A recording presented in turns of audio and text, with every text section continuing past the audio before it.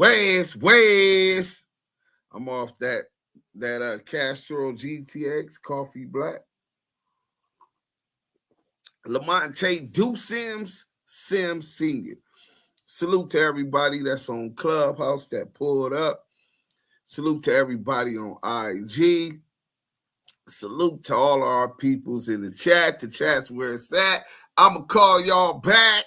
And the Blue Wrench Mob is out there regulating early. Selena, salute.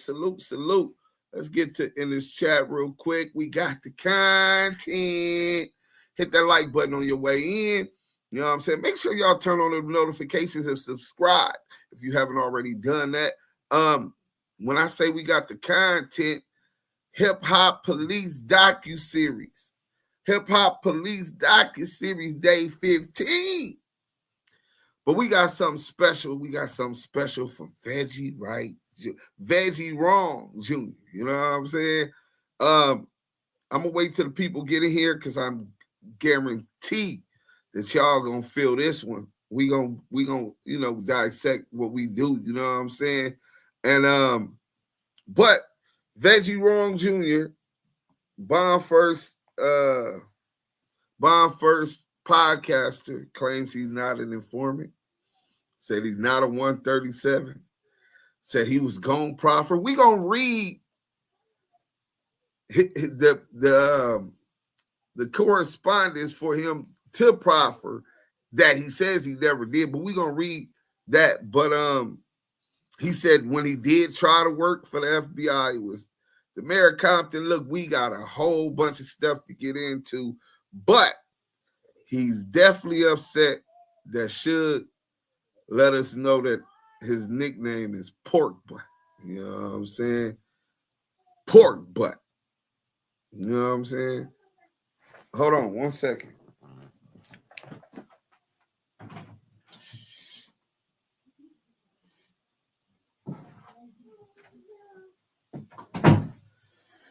Yeah, they was making too much noise. Hit that like button, man. Y'all taking a long time to get up in here, man. Okay, since y'all doing that, we ain't running no content. How about that? Y'all just go sit there and watch me. I don't give a fuck. Matter of fact, y'all want to know how much I don't give a fuck? Because nigga work his ass off to go get this. Nigga putting his D's down and y'all can't share it. Because Yael ain't here. So y'all want to come late and be slow because Yael ain't here. He gonna be here. Yael busts his ass every day at work, man. And then he still run the content. So let's go to this real quick.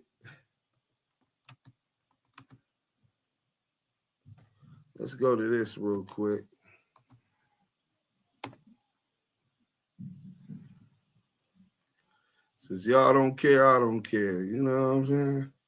Matter of fact, let me put this in because I got the wrong one.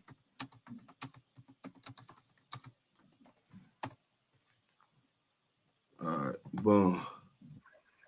Hit that like button. Let's get into this while y'all taking y'all time. I'm going to take my time. Let's see if y'all want the time tonight. Oh, y'all see the active chat. Popcorn yellow.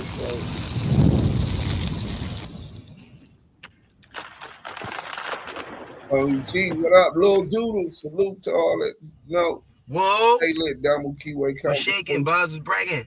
Oh, that's a fact. Nigga, I just came from LAX, man. Lil Hawk, the famous Damu. Okay, I'm on my way to the set. All right. On brand. Whoa. There you go. Baby, in a sense, I keep the pussy wet. And your legs jerking like my tag. Meet me in the set, slide through. I keep the pussy wet. Leave your leg jerking like my tech. Meet me in the set, got Molly, Kush, Potter, and X. Turned all night, no reds. Last game, I agree. Leave your leg jerking like my tech. Meet me in the set, got Molly, Kush, Potter, and X. Turned all night, no reds. Meet me on the block with it. Drop glitz in the track. Hot bitches, did I not mention the grip of ratchets? Posted like West stamps, look to homie passing. Block, get your guap up, hit the lock, cash in. Boss up with Franco, Ike's pin is sagging. Bumped up, I po-po, pigs stay harassed. In the set, niggas hit up, every car passes. Flash gang sign, rope sign, you get blasted. In the set, niggas low ride, old school Chevy. Boast heavy, eat your food like it's kosher ready. With your focus fatty, nothing else makes sense. Junior need new shoes, bitch, my apartment rent is overdue. Catch me in the fruits, niggas pitch. Fastballs need speed, marry the game hitch. Need snow, got brick. Holla if you need to wet, no phone calls. Meet me in the set, meet me in the set. Slide through, I keep the pussy wet. Leave your leg jerking like my tech. Meet me in the set, got Molly, Kush, Potter, and X. Turned all night, no reds. Meet me in the set, slide through, I keep the pussy wet. Leave your leg jerking like my tech. Meet me in the set, got Molly, Kush, Potter, and X. Turned all night, no reds. Meet me in the set, day bracket. Function like fuck it. True religion's own, got a cough a little bucket. Magnum, no holster. True religion's hug it. Who do you believe in? Faith in his musket. Think I'm just a rapper nigga slipping or something. Blood rules, eat your food. Gourmet luncheon. Damu's fruit Harvard. Van that's 50. Dub love Blackstones, J's and Bitsy. Good day, pull up, brought the set with me. Banged up gang drugs in a case of Remy. Like bitch hit your brimmy. Bitch hit your brimmy. Westside FHN's into the building. Back to the money after another pen sentence. Diesels of the sour. Coops of them chickens. Niggas hit my Samsung best, come correct. No phone call, blood, meet me in the set. Meet me in the set. Slide through, I keep the pussy wet. Leave your leg jerking like my tech. Meet me in the set. Got Molly, Kush, Potter, and X. Turned all night, no reds. Meet me in the set. Slide through, I keep the pussy wet. Leave your leg jerking like my tech. Meet me in the set. Got Molly, Kush, Potter, and X. Turned all night, no reds. Meet me in the set. Hey, look, the homies got the spot where you can show. Water in Venice. Yeah, you ain't supposed to get in the water at Venice. Well, listen, we appreciate your attendance. You know what I'm saying? I'm going to get off you. Show you don't need no lotion? All right, let me get the lotion. Let me get the lotion for your ankle. Reggie Wright Jr., the plug in the police. That's how we do it in Rampart. Slide through, I keep the pussy wet. Leave your leg jerking like my tech. Meet me in the set. Got Molly, Kush, Potter, and X. Turned all night, no reds. Meet me in the set. Slide through, I keep the pussy wet. Leave your leg jerking like my tech. Meet me in the set. Got Molly, Kush, Potter, and X. Turned all night, no reds. Meet me in the set.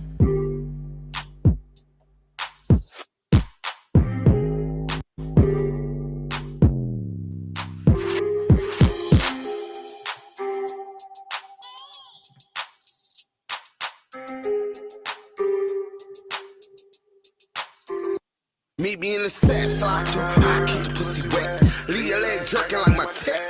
Meet me in the set, got Molly, Kush, Potter, and X. Turned all night, no reds. Meet me in the set, slide through, I keep the pussy wet. Leave your leg jerking like my tech. Meet me in the set, got Molly, Kush, Potter, and X. Turned all night, no reds. Meet me in the set. Niggas gang thick on the block, dog. Meet me in the set. My video shoot turn to gang meet, my nigga. You know what I'm saying? With the IG. Shout out all my infamous gangsters, man. Salute, hit that like button on your way in. I know y'all wait. G-Mac, you drinking that green beer, huh? Are y'all tripping? Y'all already trying to get drunk. Y'all ain't got nothing better in life to do. But I do got the content, so if you already make sure you slap that like button and don't forget the stream section by Yael featuring Joe Moses and Coyote for Hire, found on YouTube and Apple Music. It's on all major platforms.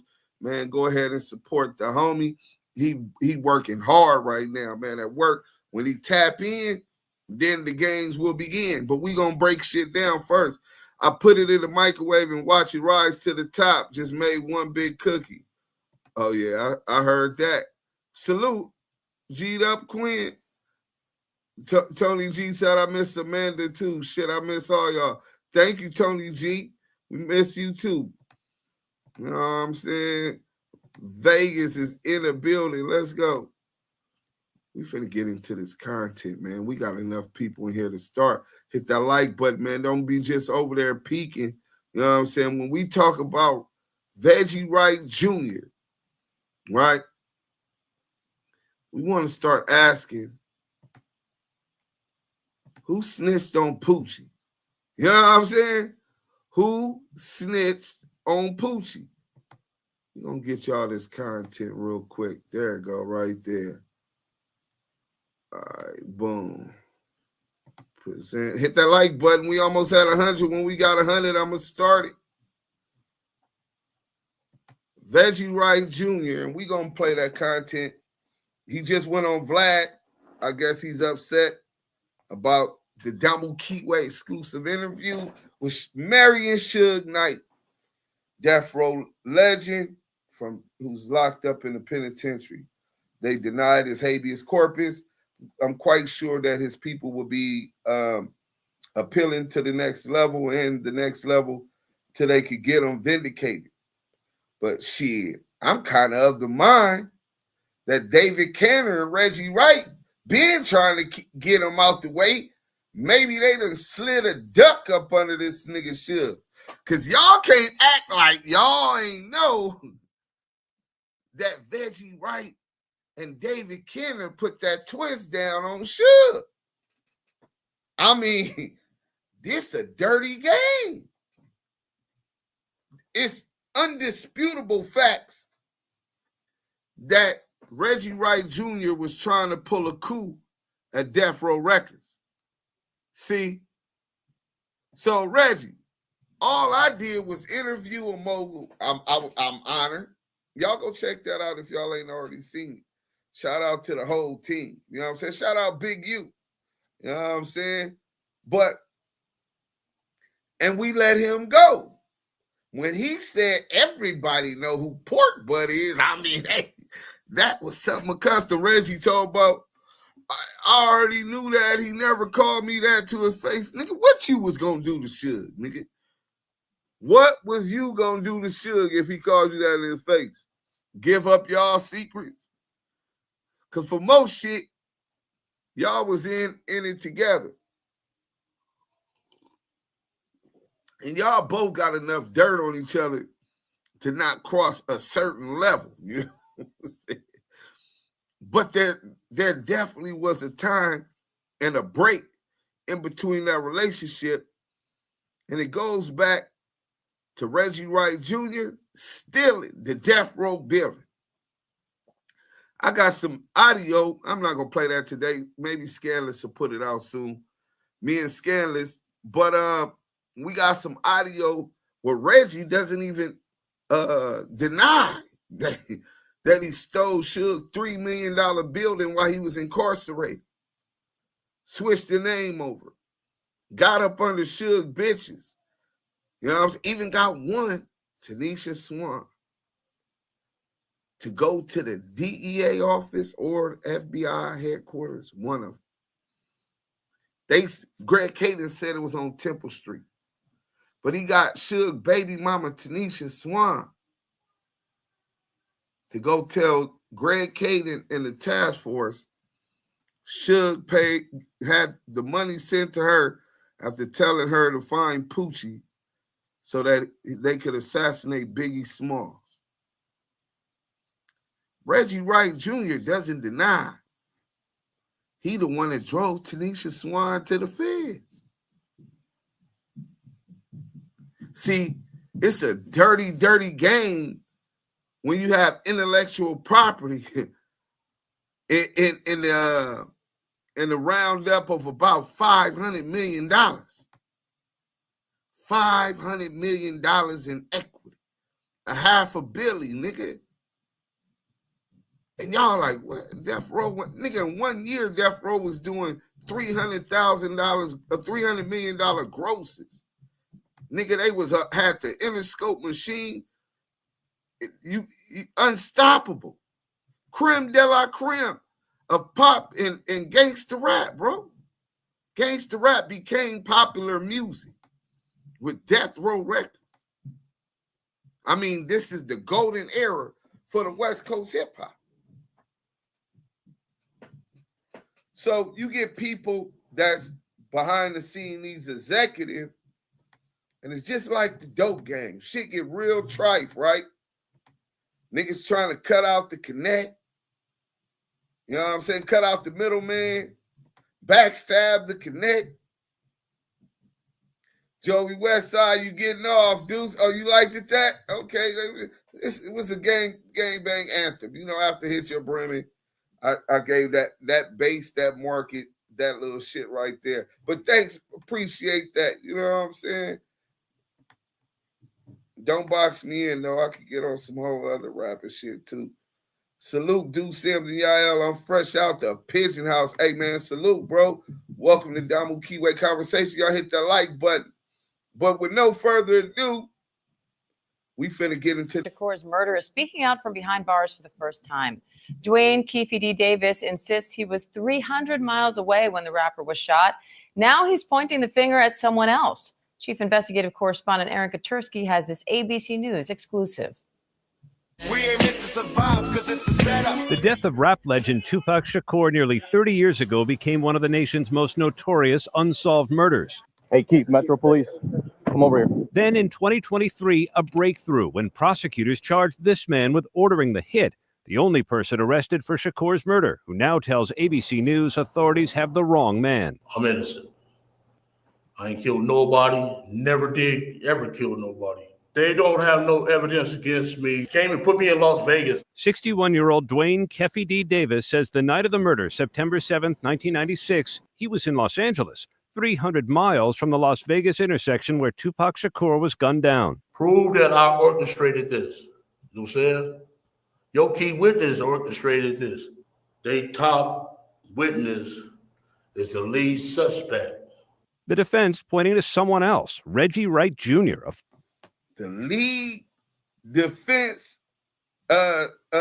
witness, Reggie Wright Jr., is also a suspect in the same murder. Same unaliving. Let me remember I'm on YouTube, right? Salute to everybody on Insta. So let me bring back the facts, and we're going to get into some paperwork and all kind of stuff. But I want y'all to get entertained, and we're going to go through this, right? But you're a suspect in the murder of Tupac Shakur. The feds was watching death row. The DEA, FBI, ATF, LA Sheriffs, LAPD, and the Joint Task Force. They raided Suge House in 2003, Paul Fournier and Detective Quik, violating them after, I think, 70 police officer cars, sheriff cars. They didn't find nothing. Mike Beasley, take it easy.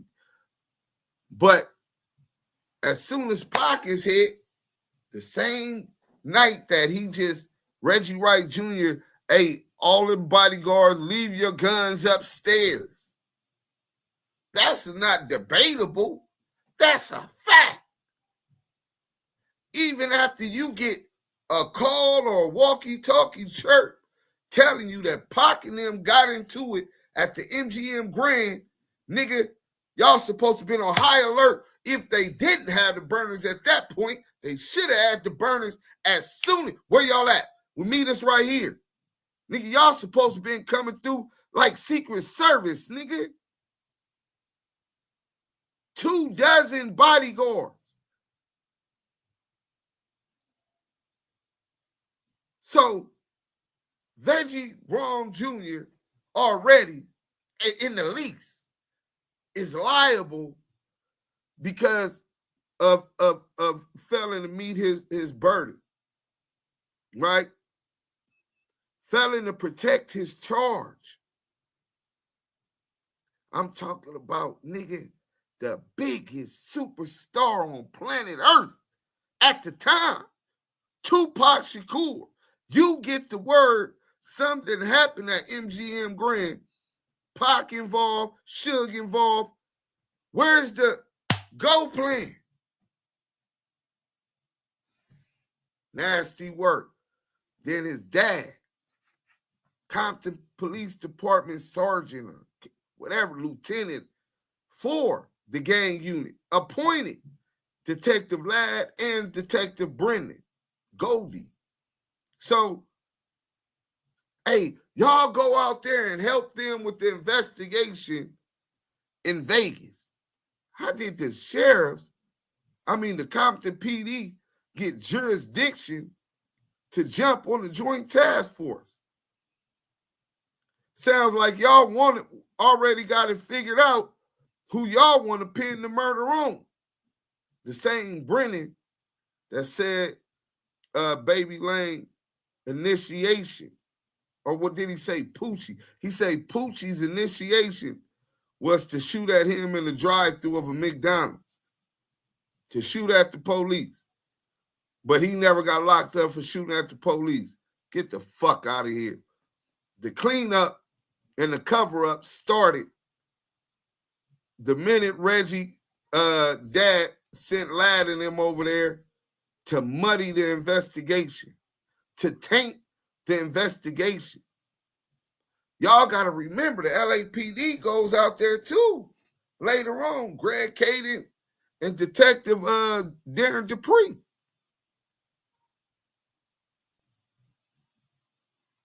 The same detectives who go against the reports of the Rampart scandal. Rafael Perez, David Mack, and 70 other police officers. Rafael Perez ratted on 70 other dirty pigs from the crash unit. Rampart. Let's finish this real quick. Former cop and security guard for record mogul Suge Knight, who was driving the car Tupac was in the night he was shot. Wright has denied any involvement and has said, "It bothers me because I was in charge of possibly protecting this young man." And prosecutors say Davis incriminated himself in his 2019 memoir, Compton Street Legend, and in this on-camera interview. You said the shots came from the back. Who shot? Listen, bro. Keef D is the biggest rat from California ever. Ever. I'm talking about he gave up so many people, we stopped counting. All Lil Pat, all of the big hustlers in Los Angeles, Compton, Watts, that he knew he was trying to give them up. Right? He would have told them whatever they wanted to hear because they caught him with Sherm and cocaine. I've been in the federal system. I understand how they use informants. An informant is trying to go home when they get caught with shit like that. They're going to tell the police whatever they want. And it was clear after the feds walked up out of the Las Vegas Profer session, they called this a Profer with Keef D, that they were, Darren Dupree and them were coercing this dude, leading this dude. And he's, if you want to go home and sleep in bed at night, you got to stick to the story. You already said it. Nigga, a Profer session, the police already got all of the questions and crimes they want to ask you after they tell you to tell them about all crimes you've been a part of. Everything that has to do with your conspiracy or CCE or RICO. Oh, so who was the killer? Oh, Baby Lane? Okay. So you was the big supplier, yeah. And who was your lieutenant? Who regulated and handled any of your beef? Well, I had the shot caller, and that was Big Dre. Right? This is, okay, they want to know everyone's role, so you're already telling. So they come with the questions. You got to be 100% truthful. If they catch you in a lie, that can nullify your proffer agreement. They come with specific questions that they know the answer to see whether you're being less than truthful. Facts. So let's get back to this. Tupac. I keep it for the code of the streets. It just came from the backseat, bro. Davis now says his previous admissions connected with the shooting were made under duress and for money, claiming he did not write his own memoir and was fed information by police. I shouldn't have said nothing You know what I'm saying? Shouldn't have said nothing. And I'm innocent, man. Prosecutors declined to respond directly to Davis's new claims. They say their case is strong and they expect a conviction. Tupac Shakur is one of the best-selling rap artists of all time. 75 million albums to date. Most of those sales posthumously, thanks in part to hits like California Love.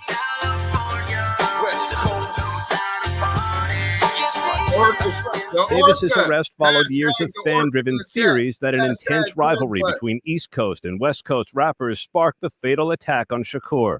And I'm being held against my will. I'm supposed to be out there enjoying my twilight. God got my back, and God will see me through this.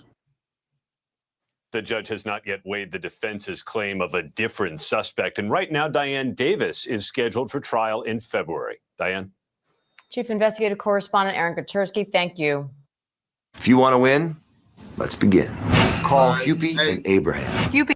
So, Reggie Wright Jr., pork butt, is upset because Suge, in our interview with Suge called him pork butt. He say only one can get him upset and under his skin even more than his mama. The Suge Marion Knight.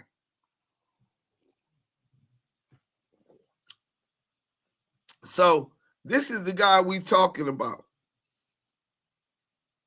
Who snitched on Poochie? Through the whole docu-series, I've been pushing this. Hashtag, who snitched on Poochie? Because, I can't wait till the audio comes out, right? People like Detective Greg Caden, and we finna play some Greg Caden, and he lets it be known. Matter of fact, let's get into that right now. The LAPD hired Greg Caden with this task force specifically because of the $400 million civil suit by Biggie's estate, which was his mom and Faith Evans.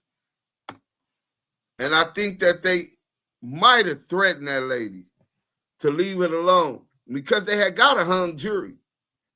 So they come back with another one, and I think that they scared her. You know what I'm saying? But I want to get to this. Oh, yeah, there it go right there. Let's go. Let me get on this. They already had an agenda. This is where the whole cover-up comes in on the big. Let's talk about the Orca, right? Can y'all see that? Let me make sure y'all can see that. Oh, yeah, y'all can see that. Oh, we finna talk about Reggie today. You know what I'm saying? We definitely finna talk about Reggie today. Let's go. That Biggie's family had waged. Perhaps it was the LAPD's opinion. The shooters in both of these murders are dead. And although the co-conspirators are still walking free, maybe it's best just to let sleeping dogs lie. Maybe it's best. This is the Biggie and the Tupac murder. They try to say they get Keef D to say it was his nephew, Baby Lane, and then you got Poochie. So who snitched on Poochie? You just heard Greg Caden said some dogs. Listen to this. That was a hell of a way to say something about family members, dead relatives, the deceased. Does this sound like a man who empathized with the loss of Violetta Wallace or Afeni Shakur? Listen to what his focus was without being able to hold somebody accountable for taking away two greats from hip-hop. Let sleeping dogs lie. Let sleeping dogs lie. Although they're both dead. Are still walking free. Maybe it's best just to let sleeping dogs lie. On the one hand, we had vindicated the department from those false allegations about being involved in the murder. let sleeping dogs lie. At least we got enough doubt so that we don't have to pay $400 million to Christopher Wallace estate. Because the Rampart scandal, the police detective investigating that found that Rafael Perez, David Mack, and others, and that LAPD had a role in and might have even took the hit to assassinate Christopher Wallace. It's a whole bunch of theories. So when you say police and the liaison between the streets and the police at death row, the first person you turn to and think is, damn, Reggie plays both sides. He burns both ends of the stick. But LAPD is looking for a way to get off that, to not go bankrupt the city,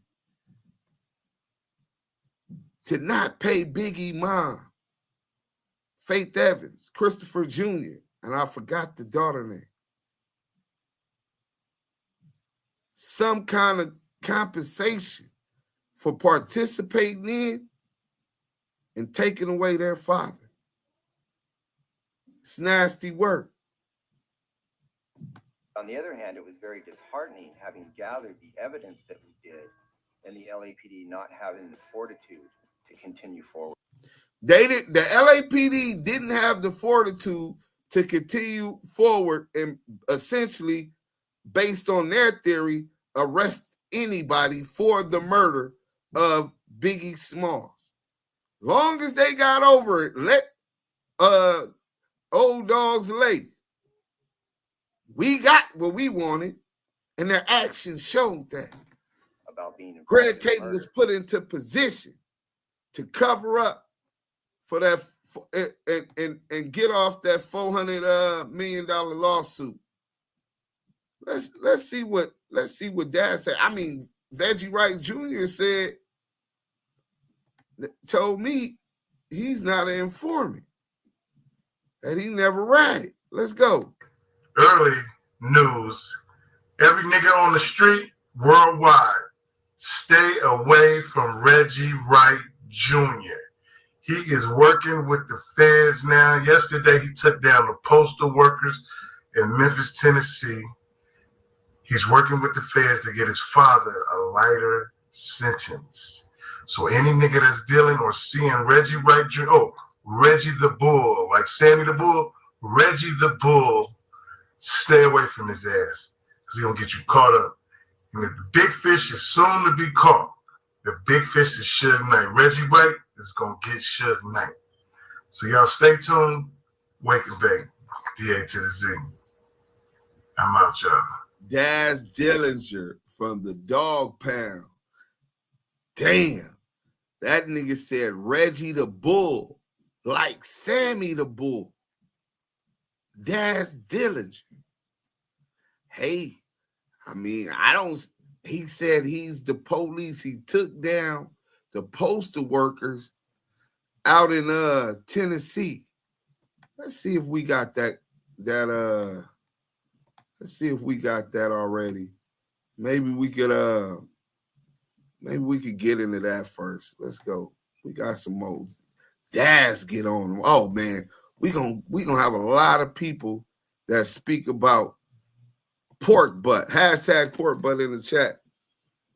Former LA Sheriff's lieutenant and son federally indicted for reported participation in LA to Memphis drug pipeline. Reggie was getting it. They keep saying that Death Row was moving drugs and Suge ain't never been caught with no drugs. And so Reggie got the security business. Maybe Suge was stiffing him and not paying him as good as he felt he should have. Maybe that's why he wanted to steal the company from him. Pull a coup d'etat, right? Maybe that's what it was. Because this nigga is back on the block. Nigga in Memphis, Tennessee, nigga. him and his daddy, former Los Angeles Sheriff Lieutenant and his son, a former Compton cop, indicted for cross-country drug and money laundering conspiracy. Whoa, Reggie. That money laundering conspiracy carries a lot of time, Reggie. Let me go see under the U.S. sentencing guidelines. The U.S. sentencing guidelines, what does money laundering carry? Are we going to bait Reggie today? Pork butt in the chat. Judas in the chat.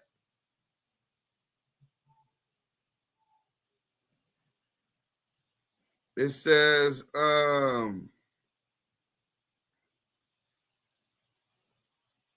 criminal,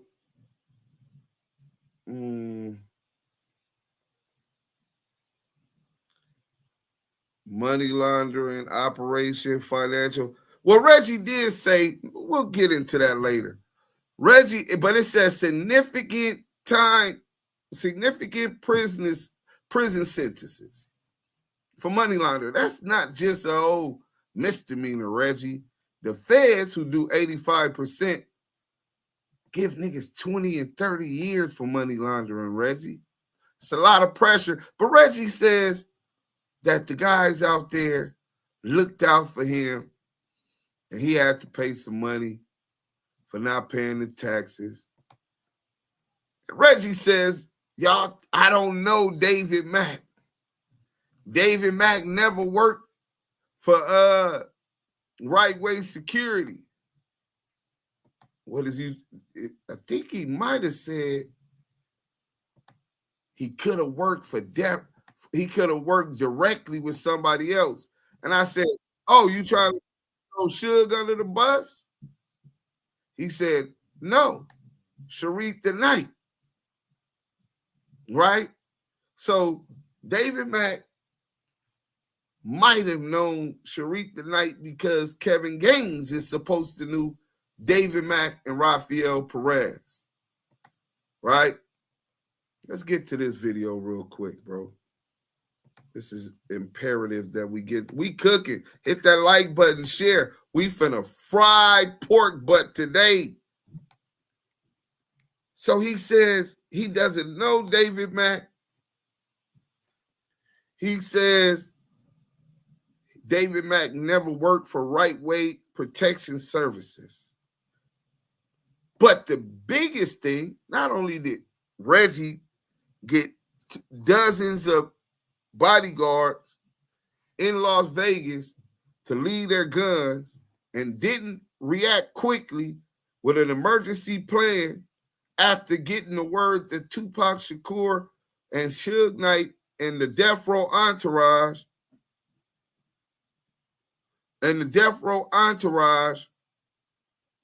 all participated in the assault of Baby Lane.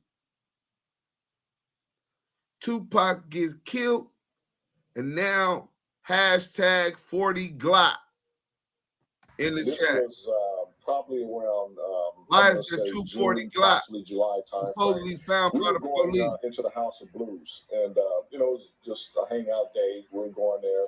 Pac wasn't performing or anything like that, and there was this guy there, and it was a brother. He was a tall guy, and he was patting everyone down as we were going through that entrance. Hussein Fatal is one of the backup outlaw singers, and when he patted him down, Fatal had a gun on him, and it was a Glock 40 cal gun, handgun. Pac was pissed. He was pissed, and he said, "Frank, go put this fool into the limo." The story picks up now with Kevin Hackey. Kevin Hackey has said this in the Fox interview that he and I did in December of 2007, that incident that happened at the House of Blues with that gun was that Reggie had him go over to Santa Monica PD, pick the gun up, and take the gun back to Reggie. About 2 weeks after that, I was contacted by Reggie to go over to Santa Monica Police Department to pick up this firearm. He stated once I gave him that firearm, he gave it back to his daddy, who at the time was a lieutenant of Compton Police over the gang division. He said his dad. So, Reggie Wright Sr. is given the gun. This is what Kevin Hackey, who was an ATF and FBI undercover, they had death row under investigation. He's in Vegas. But this takes place in LA at the House of Blues. Fatal Hussein from the Outlaws tries to get in House of Blues. The dude pat him down. He find a 40 Glock. The dude working the door is a Santa Monica, off-duty Santa Monica police officer. Reggie Wright comes to the savior. Remember, he's the liaison between the streets and the police. You know what I'm saying? Like, you can't forget these wizard powers that he could muster. You know what I'm saying? The Orca. You know what I'm saying? Like Orko. Nigga, remember the cartoon Orko? You just joined 3 hours ago to come in here and talk that fake shit. Go ahead, troll. But Kevin Hackey, the undercover FBI ATF agent, says they take the gun off him. Reggie goes, stop the dude from taking Fatal to jail. Told him he's gonna run the gun if it's no felonies or if it ain't dirty, they could get the gun back. Said, all right, bet. That's what happens. The nigga Reggie Wright Jr. said, hey, Kevin Hackey, he picked the wrong one too. He picked the agent, right? Hey, Kevin Hackey, keep eye in contact with that blammer. You know what I'm saying? Y'all make sure you do that. So they call him at Santa Monica Police Department. Kevin Hackey, we ran the ballistics through the FBI. It don't come back dirty. The shit clean. Come get it. Kevin Hackey goes get it. Then he goes and takes it to his federal handlers. So now the feds is involved with and are monitoring this 40 Glock, right? They tell him, go ahead and give it to Reggie Wright Jr. Kevin Hackey testified that he gave that to Reggie Wright Jr. After Tupac was shot and unalived later passing away, I think 6 days later. On the 7th, Machiavelli returned with a new life, more than likely in heaven. Reggie Wright Jr., alleged by Kevin Hackey. The shells and the bullets picked up and found in Tupac and picked up at the crime scene match the same ballistics tested from the 40 caliber gun that was taken off of Hussein Fatal in LA at the House of Blues. That would make Veggie wrong, very wrong. And a suspect in the homicide of Tupac Shakur, he said he gave that gun to his daddy, Reggie Wright Sr. Now wonder Reggie Wright Sr. sent Robert Ladd and Brennan Blondie to Vegas to go muddy the investigation. See, the cover-up started from the go. Reggie Wright Sr. Oh, this don't look good for Veggie, man. This is what Kevin Hackey, the informant, told the courts, told the agents.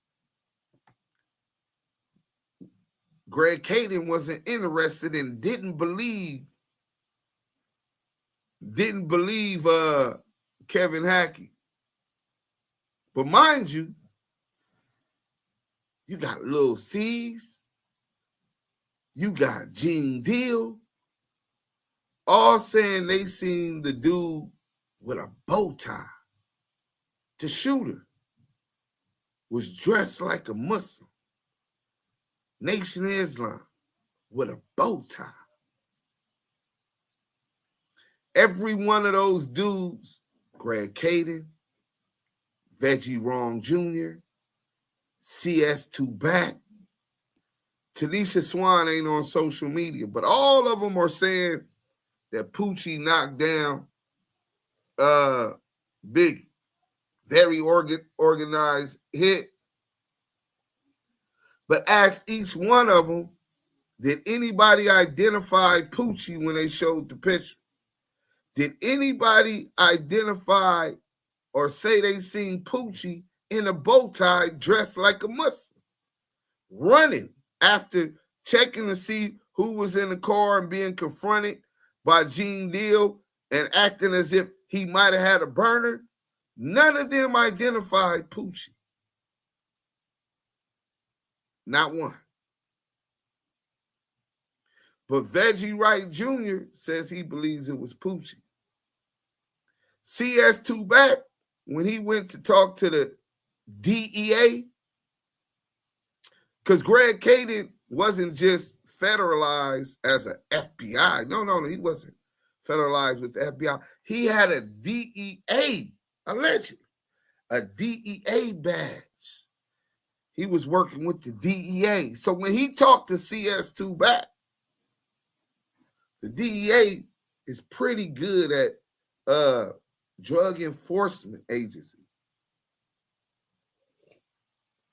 at stings and making sure that they watch, observe, and make sure that when they got wiretaps, they got niggas caught on the wiretap, they got direct buys, right? They got snitches. The feds will sleep with you. They'll stay with you for years, right? Right before the jurisdiction of the investigation is, here comes the grand jury, drops the indictment. They done allowed you to sell a zone for 2 years, nigga. Nigga, it's 56 weeks in a, so now that's 112 zones, nigga. That's 3 years, nigga. Under the crack law, they was knocking niggas' dick in the dirt. That's why most of these niggas is rats. 240 months. That's 20 years, nigga. That's your deal if you're lucky. Ask Baby Gangster what he took. Them niggas got the telling on him. Nigga, I watched the Paisa. He got the translator, right? Hey, he pleading out in open court. We go to court, me and my crimees, with they big case. Baby Gangster. Everybody go follow OG ENT. OG TV over there at Baby Gangster. Nigga, big case, about 40, 50 people on his going to court. So we go into court, we just barely get locked up a couple months or something. We talk to our lawyers. I see the Paisa with his translator. The judge say, so you agree that you sold Gangster 500 kilos. He said, Gangster, 500 kilo, 1,000 kilo, no problem. He bring me my money. Gangster was getting it. Them niggas, once he seen that nigga took that dub quick. Plea bargain. So if they could get somebody as a and that linked up into the hustle, right? They're not gonna fumble the ball and raid before they got a wiretap. Oh, CS2 Back said they did say they had them on wiretap. They're going to make sure that this is his residence. We got the Kiwe pop star in the building. Yeah. Man, blessings, and more blessings. Salute to Deuce Sims for holding it down till I came around, man. Y'all know the slave slip be having a nigga whip, man. I appreciate it, brother, for keeping it going. Y'all know where y'all at, man. One of the hottest lives on YouTube. One of the dopest rooms on Clubhouse. If you guys are on Clubhouse right now and you in the goose, salute to you. Y'all know the chat is where it's at. And if you're on stage, make sure you share it 3 times so in the hallway we can get our shine, man. Salute to the mob that's always on their job. Salute to the live, man. Everybody that's in the chat, y'all know that's where it's at. The Blue Wrench mob, that's on their job. And if you a friend that told a friend to tap in, make sure you like, comment, and subscribe to this content. Y'all see the title. We going on day 15. Pork butt. Veggie pork. Wee. Y'all know who that is, right? If he ain't weeing, he weeing and ratting and weeing. You know how they all weaved in together. Like R&B lace bro. Nasty work. Mike B, salute, King. Nah, but for real, man. Salute to everybody that's on YouTube live right now in the chat. Y'all know that's where it's at. And like, comment, subscribe to the content. Y'all in the room with Deuce Sims the Die and y'all the Kiwe pop star. The voices of the culture and the West Coast. Damu Kiwe Conversations. We gonna play this one more time so you can be right with us. Yeah, it's only 1 minute and 44 seconds. But this is deep. It looked bad for Reggie, right? I mean, he already got Keef D, the biggest rat in the game, pointing the finger at him in one of the biggest cases in hip-hop history in Vegas. This is nasty work. Listen to this, y'all. This was probably around, I'm going to say June, possibly July timeframe. We were going into the House of Blues, and, it was just a hangout day. We were going there. Pac wasn't performing or anything like that. And there was this guy there, and it was a brother. He was a tall guy. And he was patting everyone down as we were going through that entrance. Hussein Fatal was one of the backup outlaw singers. And when he patted him down, Fatal had a gun on him. And it was a Glock 40 cal gun. What's up, young soldier? Pac was pissed. He was pissed. And he said, Frank, go put this fool into the limo. The story picks up now with Kevin Hackey. Kevin Hackey has said this in the Fox interview that he and I did in December of 2007, that incident that happened at the House of Blues with that gun was that Reggie had him go over to Santa Monica PD, pick the gun up, and take the gun back to Reggie. About 2 weeks after that, I was contacted by Reggie to go over to Santa Monica Police Department to pick up this firearm. He stated once I gave him that firearm, he gave it back to his daddy, who at the time was a lieutenant of Compton Police over the gang division. He said his daddy booked that firearm in the property. Kevin picking it up, taking it to Reggie, Reggie giving it to his father. Paper trail ends there. Or the story with the gun ends there. Other than the fact that when Compton PD did a raid after Tupac's death in Compton, they found a 40 cal Glock in a bag. Okay, that belonged to Orlando Anderson, I believe. So on top of that, let's talk about that real quick, right? Detective Ladd and Brennan get with this get the people working for Reggie Wright Sr., another suspect in this alleged homicide, that sent his gang unit, the 2-man gang unit, Brennan and Ladd, to go muddy the investigation in Vegas. They don't have jurisdiction or nothing. But these same police just by happenstance be on a raid and find a gun buried in the backyard of 40 Glock. They test the ballistics. Now they saying that the ballistics come back positive as the weapon used to unalive Tupac Shakur in Compton. Damn. So now, mind you, this is two guns, two different 40 Glocks, right? So, dudes, hold on. So, Reggie Wright, or should I say Reggie Wrong? Reggie Wrong. It's two guns, and are you sure they're not BB guns? They're not. He's not the BB bandit. He's the orca. The orca. Like Free Willy? Like Free Willy? Like Killer Whale. Like He's the orca. It's like the Killer Whale. And he is on the OB side. You know what I'm saying? Yeah, he is big. And he got a blowhole in his head. Okay. Buffalo butt. Oh, my bad. Not buffalo butt. Pork butt. Pork butt. Wee! Wee! Right. Hey, dudes, now you put that in my head, pork butt. I did like pork, not now. Hey, but nah, back to it. So we got 240 Glocks. One that an ATF agent, ATF and FB, he working for both agencies, investigating death row, said that they gave that gun back to Reggie, and Reggie told him he didn't give it back to Fatal Hussein Fatal like he was supposed to. He gave it to Reggie Wright Sr.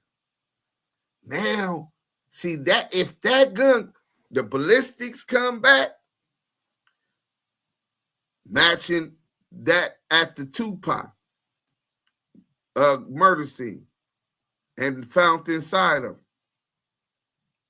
But Brennan and Ladd, sent by Reggie Wright Sr., say they found a 40 Glock, dug it up in Compton on a raid. This is the 40 Glock.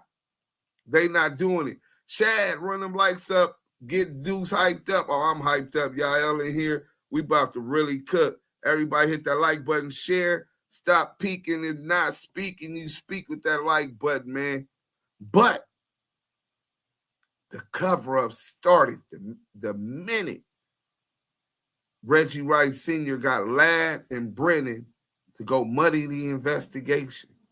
Then later, you got even more interference in the investigation when Greg Caden and Darren Dupree go out there, record Keef D about the Tupac murder when they don't even have jurisdiction. Why are you guys involved with this whole Tupac murder investigation in Vegas? Your case was the Biggie case. That happened in LA.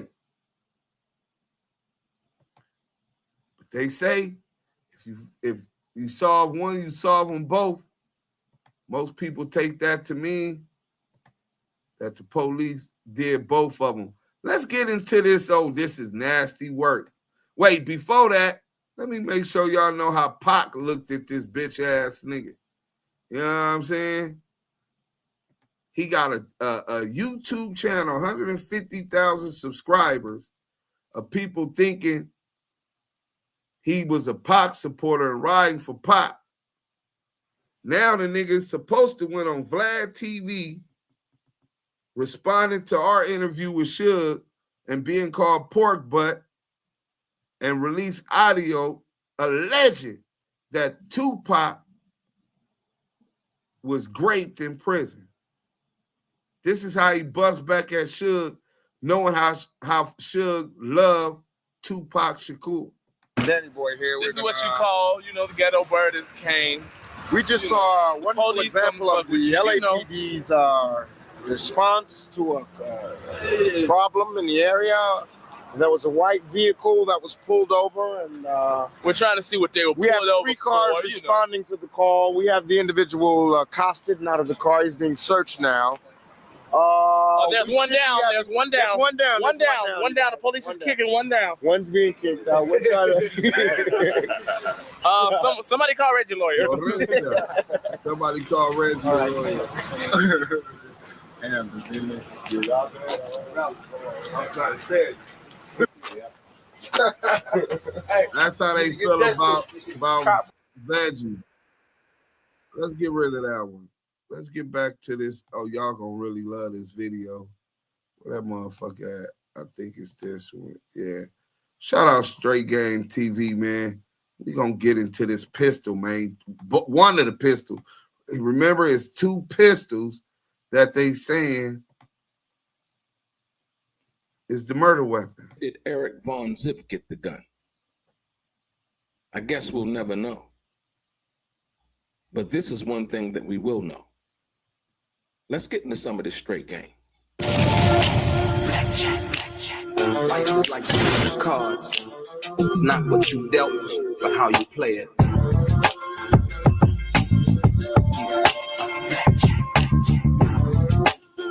Play each situation correctly. I remember they used to laugh at a brother. Thanks, Raider G. Hey, Raider Q. Welcome back, guys. Welcome back. It's your boy Delray Richardson, Platinum Artist, Platinum Songwriter, Straight Game TV. Thank you for tuning in. I appreciate your time. Do me a favor. Click on the thumbs up button. Subscribe to the channel if you have not already. And like I always say, if you want to be one of the first people notified when I drop some of this straight game, please do me a favor and click on what appears to be that little bell notification right below this video. I'm going to get right into it. Ladies and gentlemen, there's been a lot of lies told involving the Tupac situation. But I found some information that I thought was one of the most egregious lies. Until this day, we still don't know the truth behind it. But what we do know is that Reggie Wright Jr. lied. So if Keef D is alleging that Reggie Wright Jr. was the orchestrator, what we're about to discuss, or what I'm about to show you, because I know a lot of you people have not seen it, and some of you have, but this is very important.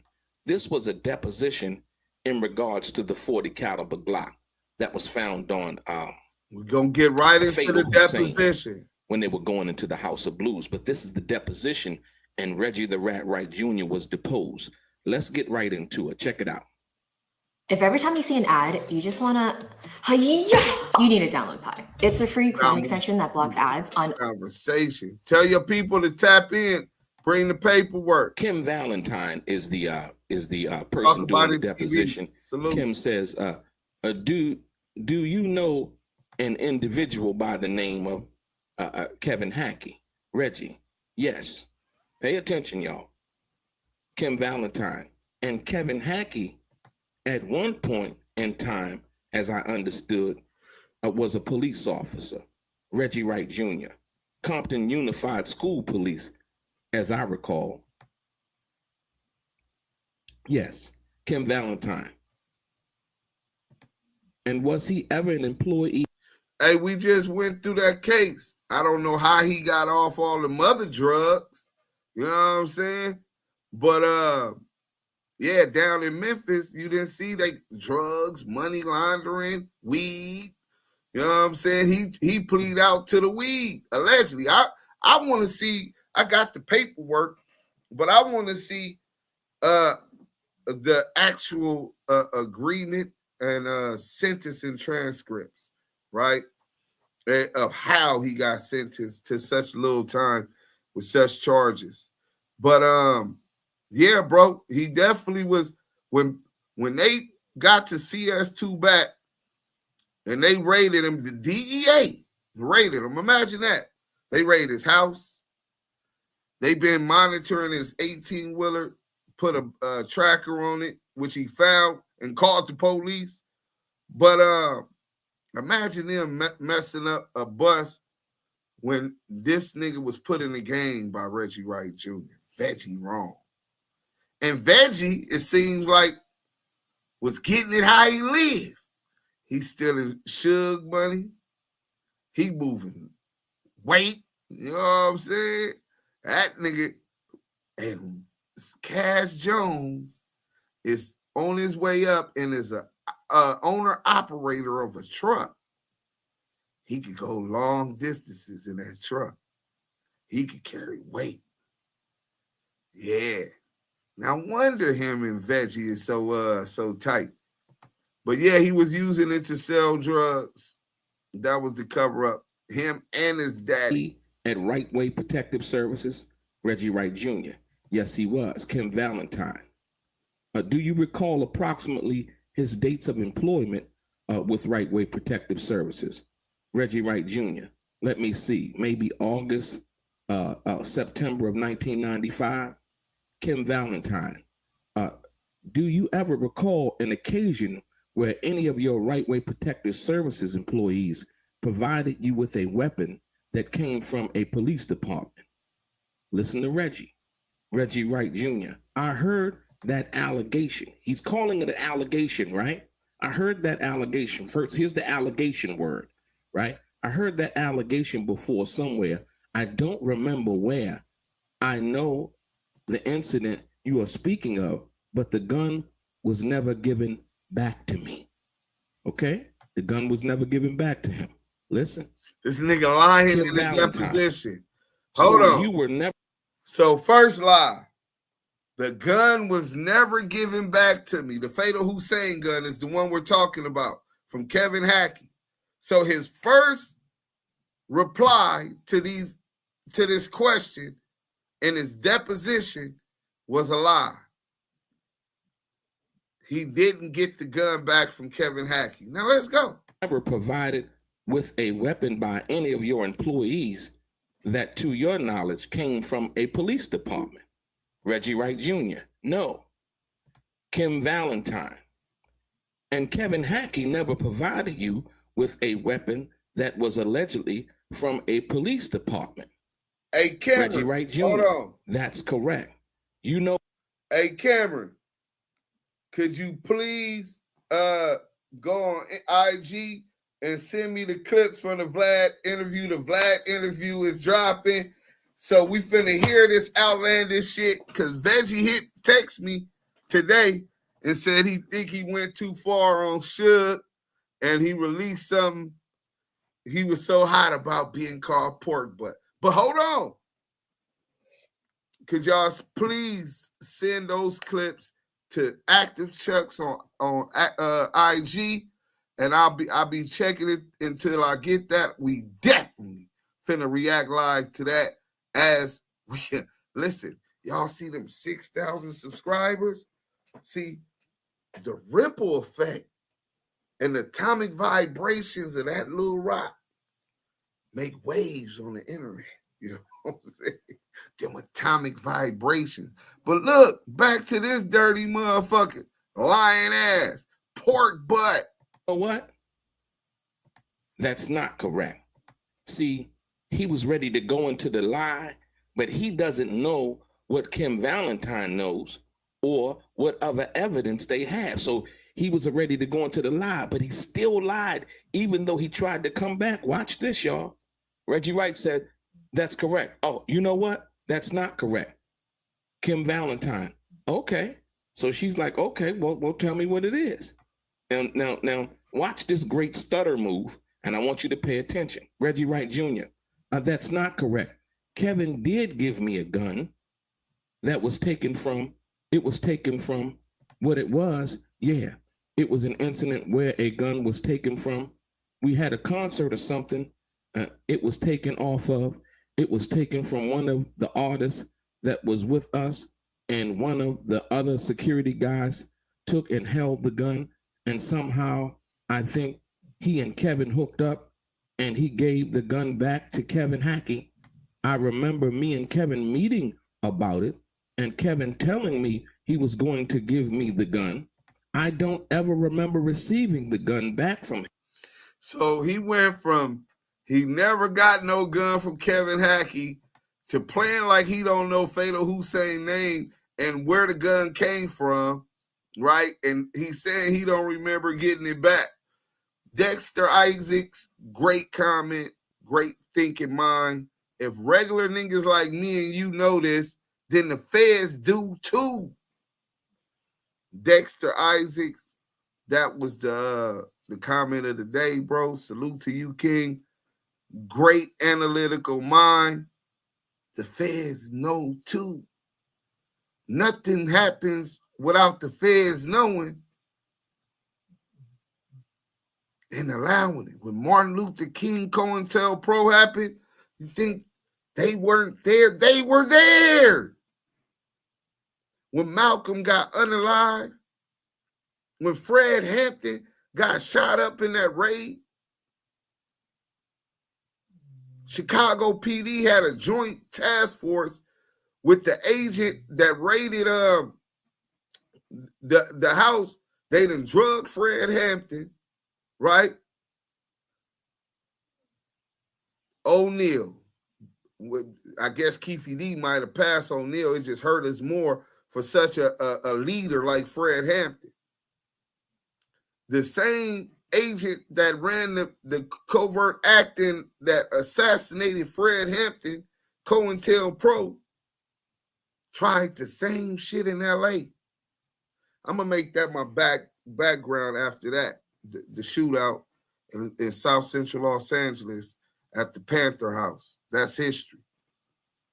Our people have always resisted against these evil forces.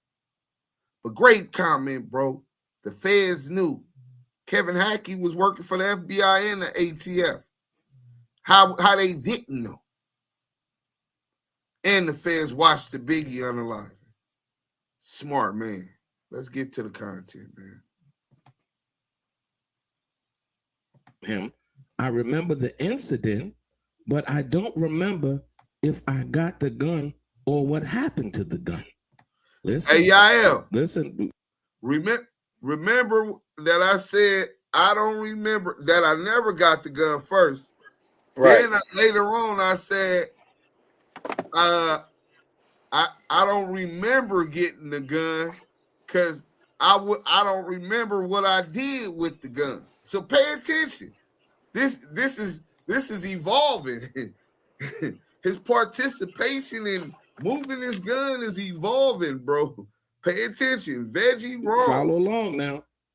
Pork butt. Kim Valentine says, did you ever send Kevin Hackey to get the gun? Reggie Wright Jr.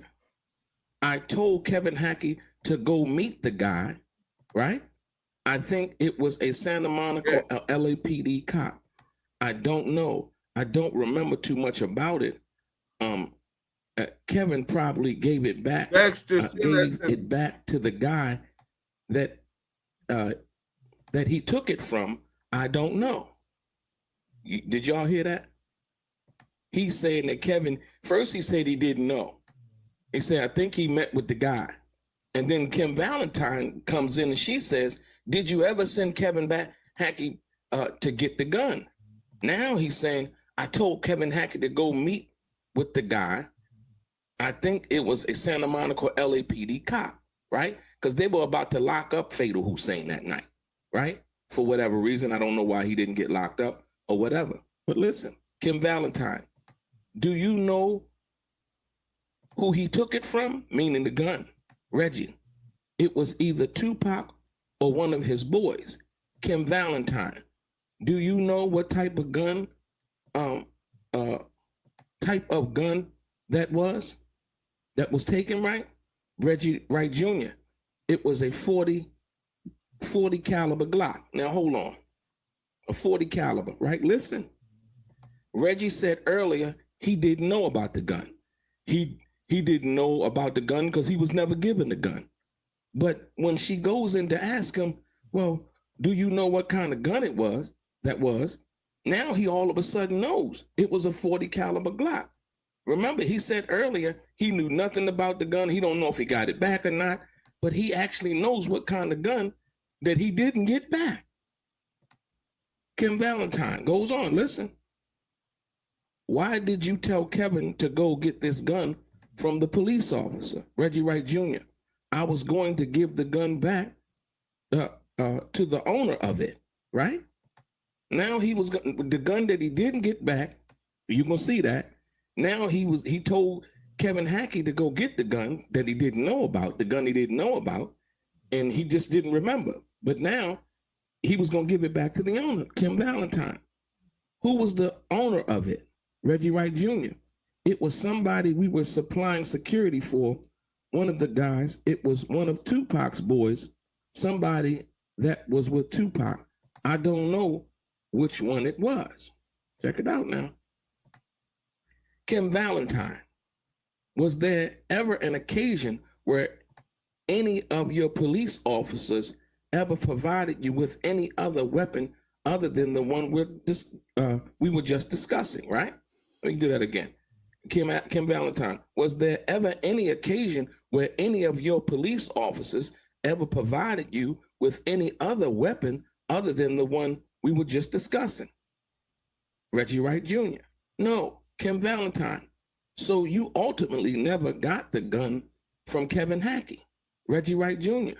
I don't remember that. Y'all hear that? I don't remember that, right? Because I don't know what I did with the gun. If I did, if I got it, right? Come on, y'all. This guy, you got to be kidding me. Facts. You got to be kidding me. She asked Reggie, Kim Valentine, so you ultimately never got the gun from Kevin Hackey. Reggie Wright Jr. says, I don't remember that because I don't know what I did with the gun if I got it. But I do remember some discussion about that now. I was wondering what the heck you were talking about. So now he act like he didn't know, right? And now he says he don't even remember. First he didn't do it, then he don't remember, then he don't remember if he did, then he don't remember what he would have did with it, right? This is supposed to be the murder weapon of Tupac Shakur, but you got a whole YouTube channel of Death Row and Tupac loyalists named after a Tupac song, Bomb First. Deuce Curtis still wants you to restore his status on these YouTube streets.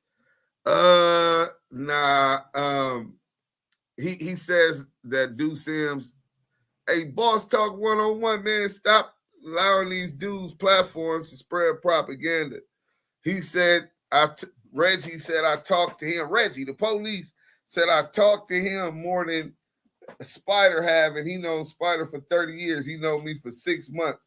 I interviewed Reggie Wright about 3 years ago on Clubhouse, right?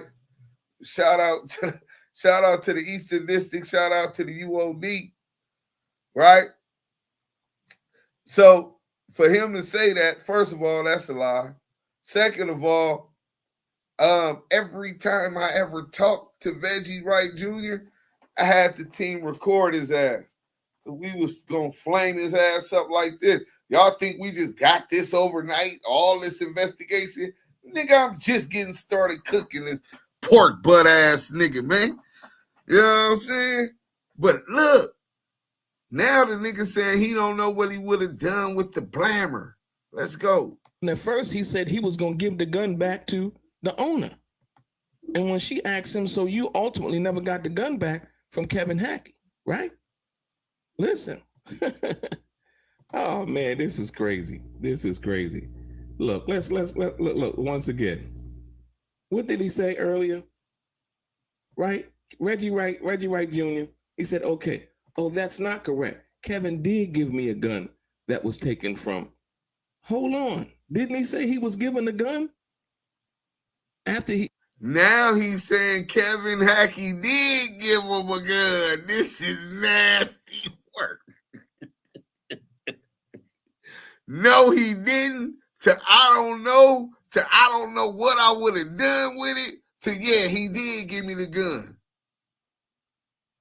Ooh, this is nasty work. Listen to this. Once he said, oh, that's correct. You know what? That's not correct. Kim Valentine said, okay. Oh, that's not correct. Kevin did give me a gun. Hold on. And then we go back to where we was just at. What did he say? He said, So Kim asked him again. Kim Valentine said, hey, is this pork bus burner Andrew Rogers? Doesn't like cops, but believe what Russell Pooh, a cop, says. LOL. Is this pork butt? You got a burner pork butt? I know your old ass ain't got no burner, but you did still should Twitter and was acting as if you was him. So I wouldn't put it threatening that you was gonna knock Trey out or knock him down as if you was Suge saying that. Use a cold nigga. It might be him. But look, it's not about what Russell Pooh say.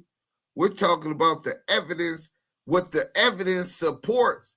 His theory supports everything that's being said. There was a cover-up. The police was involved. From the Rampart scandal, Detective Poole handled the Rampart scandal. And he found that Rampart officials worked for death row. Why, God, that's the same thing the chief of police, Bernard Park, said. Same thing Kevin Hackey said. Let's go. So you ultimately never got the gun from Kevin Hackey, right? He says now at the end of the deposition, he says, I don't remember. But just a minute ago, he said what? What'd he say? What'd he say? Reggie Wright Jr.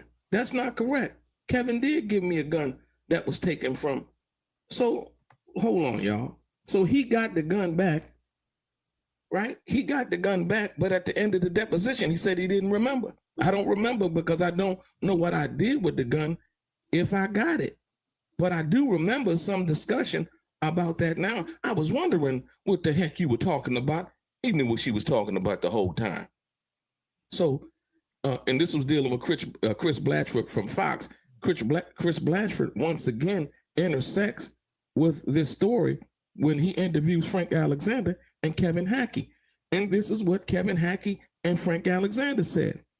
He said that once I gave him the firearm, see, there's no ambiguity as far as Kevin Hackey is concerned. He said once I gave him the firearm, he gave it to his daddy, who at the time was a lieutenant with the Compton Police over the gang division. He said his daddy booked that firearm into property, which is really and truly far-fetched. About 6 months after Tupac's murder, Reggie told me, you know, at any given time, I have the money, I have the people, I can have you killed at any given time. Ladies and gentlemen, the reason why I went back to this was because somebody came on one of the chats that I did. I mean, one of the videos that I did. And they were like, "Yeah, you didn't hear about that gun. That gun, they threw it in the ocean in Hawaii, right?" But Kevin Hackey, the one who gave the gun to Reggie, that Reggie didn't remember, but then then all of a sudden, first he said Kevin Hackey gave him the gun, but then at the end he was like, well, I don't remember. Then he was like, well, I wonder what y'all was talking about, right? He knew all along. Look, Andrew Rogers. Listen, we're just establishing the inconsistencies and lies that's coming from whoever you're trying to defend. Show us. Who is us? You working with the feds, nigga? You working with the popos? Who is us? Show us a pic of LAPD Rampart with death row. Well, first of all, you do realize when these niggas is being employed by death row, there was already LAPD memos that no LAPD officers should be working for death row. So these dudes, a lot of them are doing it off the books. But we're talking about multiple sightings, and we'll get into that. Different people who was around. But Andrew Rogers, were you around? How do you know not? One thing for sure, it damn shows a cover-up going on. They trying to muddy the waters. Let's go. On the obfuscate, he was trying to lie. As a matter of fact, he did lie. He got caught in the lie, right? Because he said 1 minute, oh, she said, is that correct? He was like, William O'Neill. Yeah, that is. Oh, you know what? No, it's not correct. Yeah, he did give me a gun, right? And then they asked who it belonged to. He said one of Tupac's guys. So for all that he was saying that he didn't know, he knew everything, right? One of Tupac's guys. Well, what were you going to do with the gun? I was going to give it back to his owner, but you said that he didn't give it to you, right? And you didn't remember. You understand what I'm saying? See, this is the problem that's been going on. Reggie the Wright Jr. has been lying for so many years. He's lied on so many different occasions I've shown you guys, right? So now, once again, somebody said, and you can post this. I mean, you can. Somebody point me to the video where he says that the gun got thrown into the Hawaiian Ocean or whatever y'all want to call it. That shit. Basically, and so now, but Kevin Hackey says, which is very interesting. Kevin Hackey says he said that once I gave him that firearm, he gave it to his daddy, who at the time was a lieutenant at the Compton Police over the gang division. He said that his daddy booked that firearm into property, which is really truly far-fetched. About 6 months after Tupac's murder, Reggie told me, you know, at any given time, I have the money, I have the people, I can have you killed at any given time. Now listen to this. I want you to understand something. So now, once again, the gun belonged to whoever it belonged to. So why would Reggie then allegedly, from what Hackey was saying, go give it to somebody else and not give it back to the person, right, that it belonged to? You understand what I'm saying? So basically what he's saying, he basically stole somebody's weapon. Right. And giving it to anybody else other than the person that it was taken from, because the gun wasn't dirty, right? Meaning the gun didn't have no kind of crimes or bodies on it or nothing like that, right? You see what I'm saying? This is a deposition. So this guy will lie in a deposition, and then at the end of the deposition, he attempts to say, what does he say? What did he say? Oh, I don't remember that. So she says again, Kim Valentine said, so you ultimately never got the gun from Kevin Hackey. And then Reggie goes in to say, I don't remember that because I don't know what I did with the gun. So what do you mean? Either you got the gun or you didn't. She's not asking you what you did with it. She's asking you, so you ultimately never got the gun from Kevin Hackey. So now he's saying, I don't remember that at the end of the deposition, when before, what did he say? Kim Valentine asked him, and Kevin Hackey never provided you with a weapon that was allegedly from the police department. That's correct, he said. First, he agrees with it. Then he says, you know what? That's not correct. And Kim Valentine says, okay. And then Reggie goes on to say, that's not correct. Kevin did give me a gun that was taken from, yes, yeah. That nigga was in a deposition. This nigga shaking like a snitch at a gangster party. Nigga, this nigga was shaking like a loose transmission, nigga. That nigga said, yeah, I did get the gun. After all of that. Nasty work. Kevin Hackey, the informant, said he told him that he gave the gun to Reggie Wright Sr. The Orca gave the gun to Reggie Wright Sr. We're going to get into this Vlad the incident where the gun was taken from. See, now he begins to stutter because Kevin Hackey ultimately did give Reggie the Rat Wright Jr. the gun back. What Reggie the Rat Wright Jr. actually did with the gun, we cooking, Michael? We still don't know, right? Mr. Lisa. Like I said, once again, when Keef D makes the statement that's saying, hey, you know, Reggie was the orchestrator, he was behind it. Yeah, that's a problem. That's a problem from somebody who was a head of security who has lied so much and now is being implicated in the murder of Tupac Shakur, right? By Keef Dwayne Davis, if you want to be frank. So like I said, at the end of the day, man, yeah. Reggie got a lot of explaining to do. Reggie got a lot of explaining to do. Oh, this shit just get nasty and nasty. Hey, Reggie, you got some explaining to do. Hey, yeah, this nigga, hey, bro, why is you lying? Listen, but remember, Pop come from the Panthers. He was in his mother's stomach when COINTELPRO first hit him.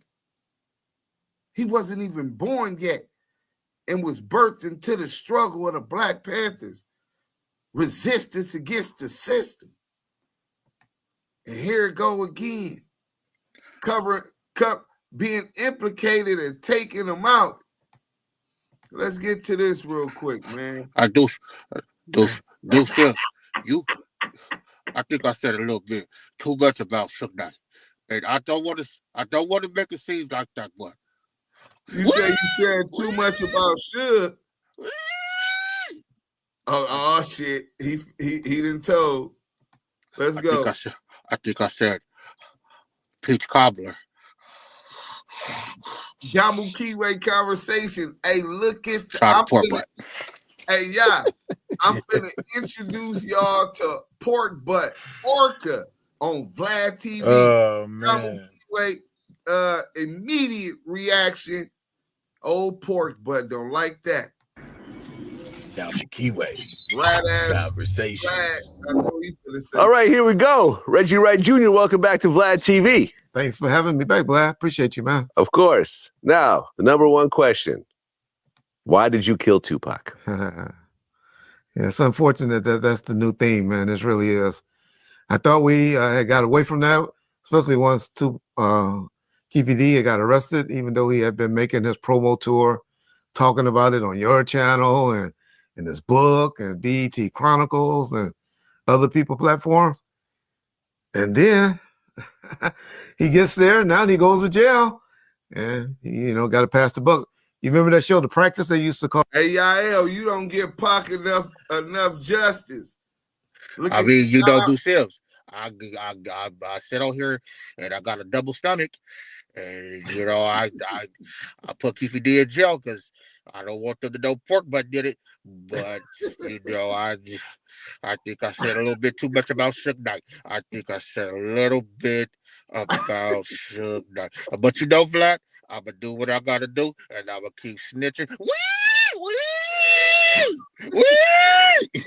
Pork Butt. Pork Butt. The rat. Hey, but look how dope Pac was. At the time he dropped All Eyes on Me, 1995, the feds are watching. Niggas are plotting to get me. Will I survive? Will I die? Come picture the possibilities. All eyes on me.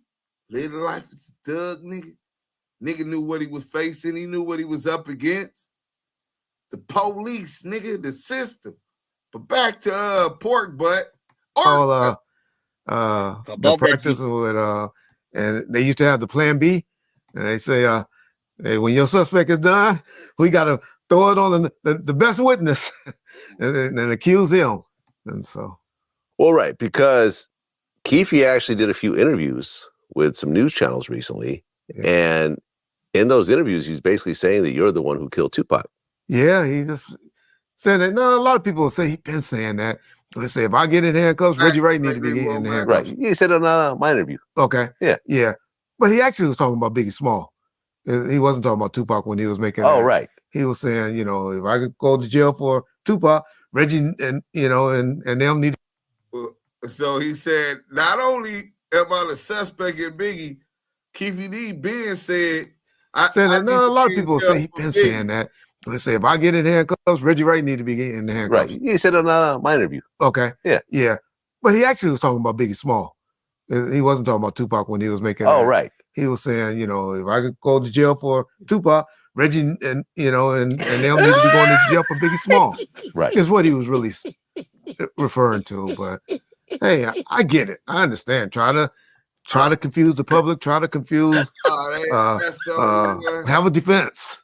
You got to have some type of defense. You got to have some kind of defense. But unfortunately, people that be in the comments on YouTube is not generally the people that be in the jury box. Oh no, dude! Wait. That wasn't even the one I wanted, man.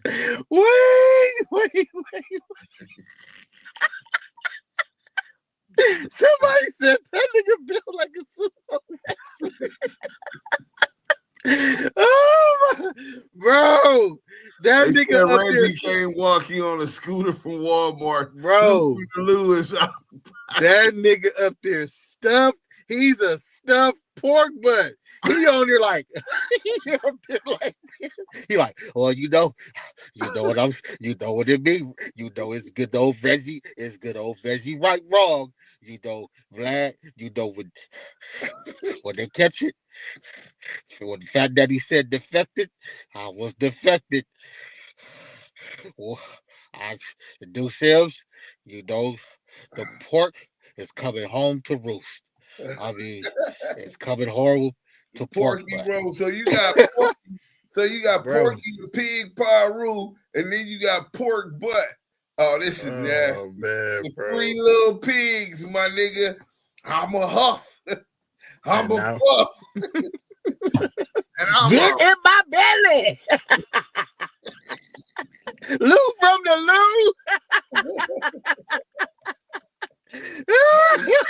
That nigga Josh G said some real Sherman Club shit.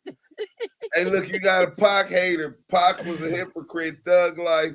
Keep your head on black power. No, I just think he have both spirits within him. Everything on earth has a negative and positive. Yin and yang.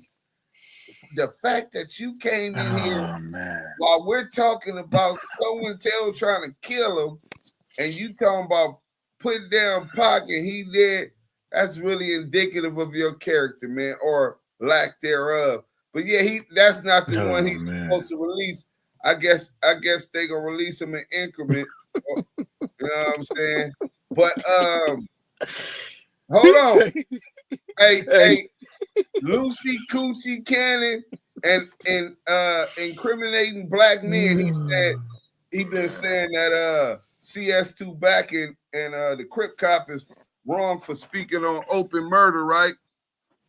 Oh my God! Like he didn't implicate him in an open murder. Like he didn't say nothing against Rose when Rose was implicating Big U in a different murder. Like, bro, listen, bro. But look how he feel about Veggie wrong. Listen, fat bitch. Fat bitch. Fat ass.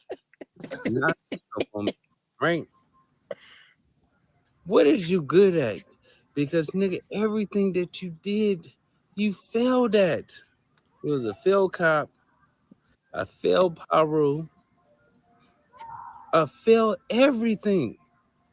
The only thing you good at is sitting your fat ass on that fucking couch talking shit, bitch. I told you. Now I'm gonna upload that story where you said.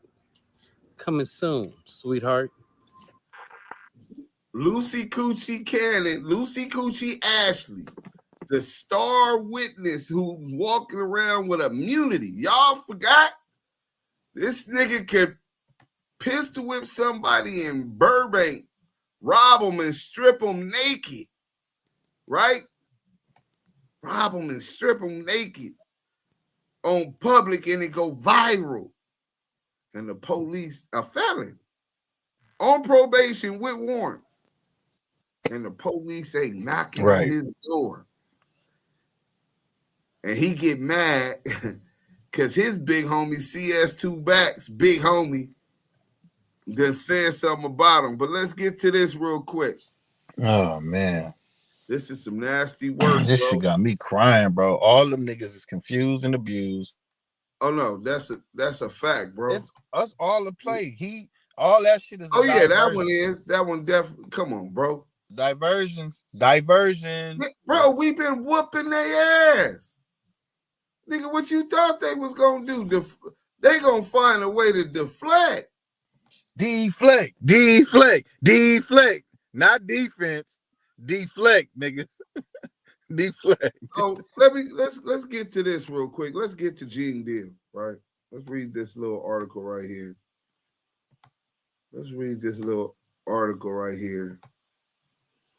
Diddy's former bodyguard is raising eyebrows over a new claim he's making over Tupac's death. During an interview with the Art of Dialogue, Gene Deal accused the LAPD of being responsible for the West Coast hip-hop legend's passing, referencing remarks Suge Knight allegedly made that implicated the agency. Suge Knight said that Rafael Perez and David Mack was trying to kill him. Suge said that Rafael Perez and David Mack was trying to kill him. Those are the same people that was trying to kill B.I.G. He said about the former officers accused conspiring with Suge to murder the Brooklyn rapper. Because David Mack and Perez were seen at the scene. They got pictures of them at the scene. Perez was picking up bullets at the scene.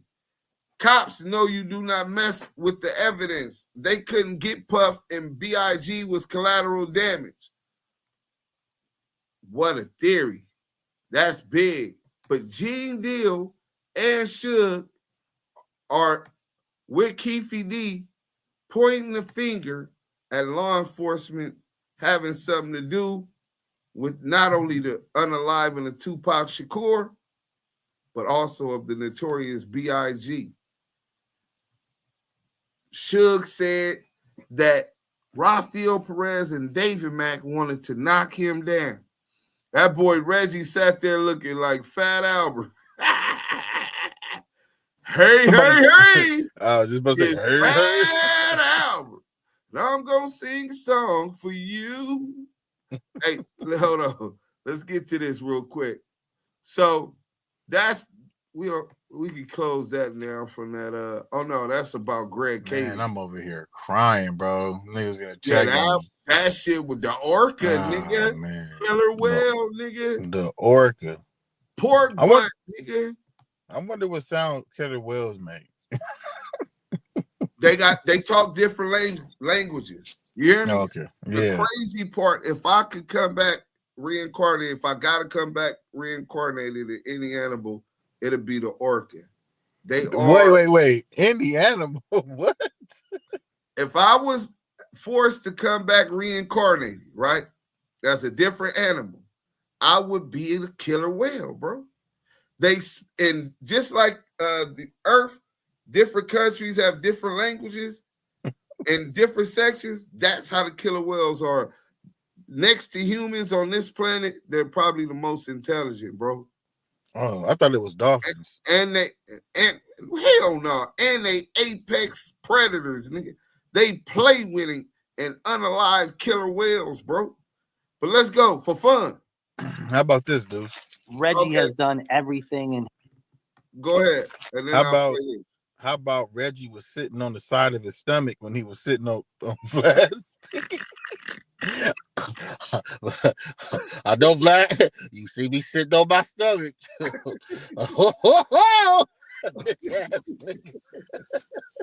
He's a fool. Let's get to this clip. Reggie has done everything in his power to put forth misinformation everywhere he could. Right. You know? And he's also managed somehow, some way, I think. This is the boy Kimbo Greedy, Choke No Joke, and FBI agent Phil Carson and Don Sikorsky. They're saying that Reggie was, this is an FBI agent. There's all agreeing that Reggie was muddying the investigation from the beginning. This is nasty work, Reggie. You get caught lying. You get caught muddying the investigation. You know what I'm saying? That's some nasty work. But I want y'all, before we get into all this paperwork and shit, fuck it, we'll get into it, man. Let's get into some of this shit, right? So,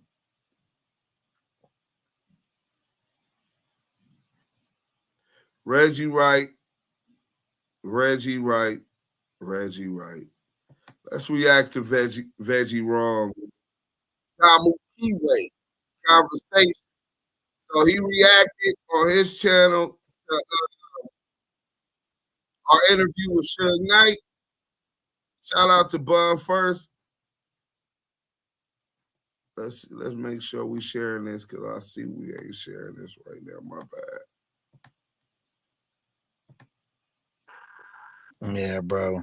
That shit got me weak, bro. Bro, I'm quite sure it did. That shit was hilarious. He was just sitting up there like that, right? I'm glad to see he was out of bed, though. He been moving around, you know? Oh, he was bedridden? That's what I thought. pork butt was bad. He looked like he stink. Yeah, bro. He definitely missing some of them rolls, wiping and shit. Hey,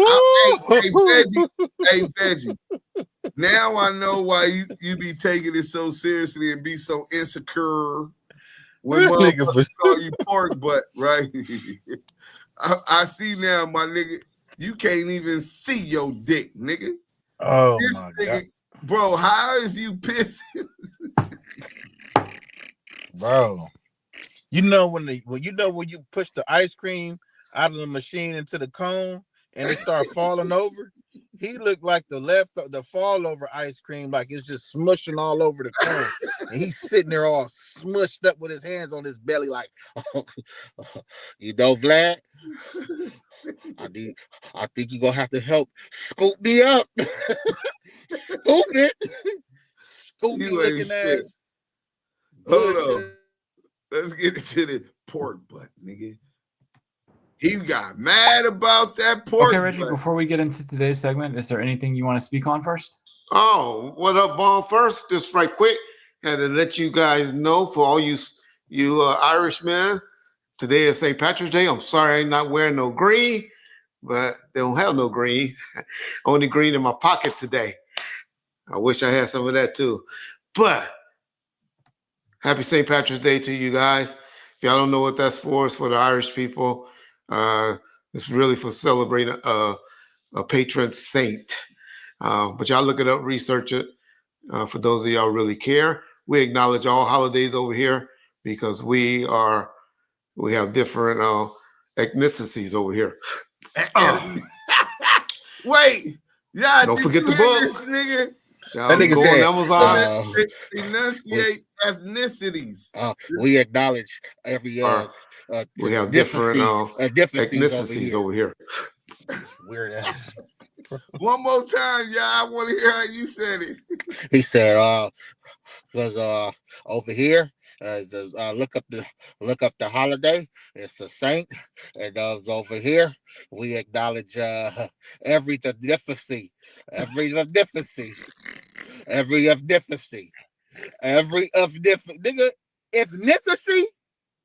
ethnicity, nigga. How I got a veggie? Ethnicity. Veggie, wrong. Veggie. Wee! Wrong. Let's go. Celebrate a patron saint. But y'all look it up, research it. For those of y'all who really care, we acknowledge all holidays over here because we have different ethnicities over here. Don't forget the book. It looked like he had a hard time saying that. Go on Amazon and pick up Confessions of a Label Boss. I'm gonna have to read Veggie wrong book. Hey, G-Mac 2-in-1, salute to Pacoima. He say pork butt, Porky the Paru pig, and 600 pork chops. The 3 pigs. Definitely, bro. Good comment. Let's get to the content. Some shit like that. Confessions of a Label Boss. Y'all go pick that book up. It's on Amazon. You can also IG me. Hit me up on GM for those that live out of the country, and I'll ship it to you and mail it to you. It's a little higher, or you can go if you want it autographed or shipped.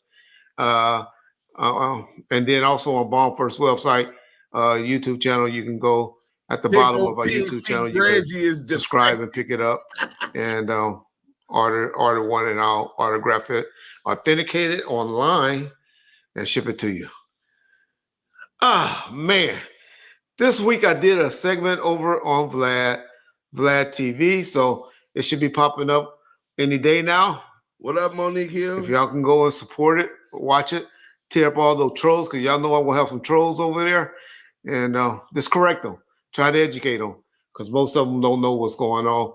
They just like to go in the comment section and talk shit.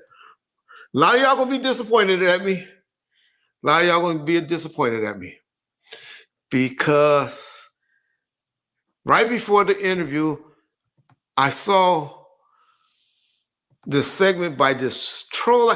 Y'all know I got so many different trolls. I mean, idiot trolls. Niggas that YouTube channel don't make sense. I mean, y'all. So he's talking about Deuce Sims not having any facts and being a troll.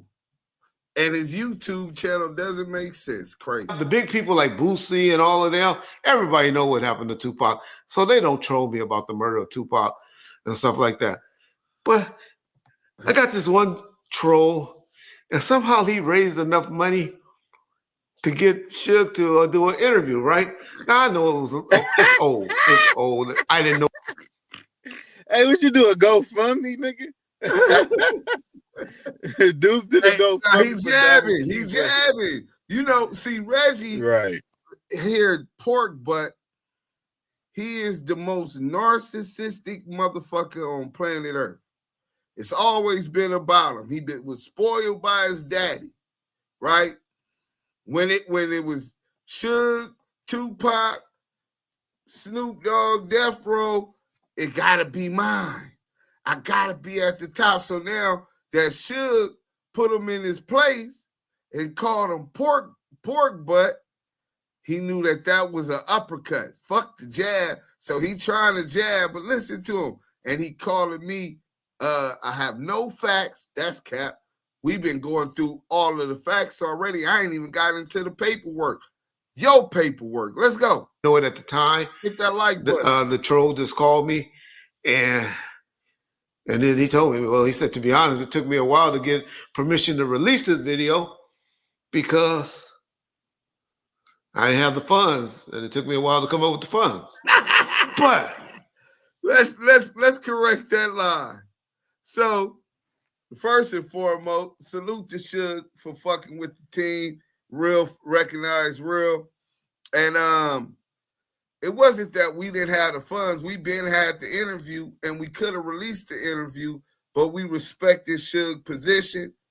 He gave us that interview, and he was worried about what happened at court, and whatever was said on there, he didn't have time to go back over it.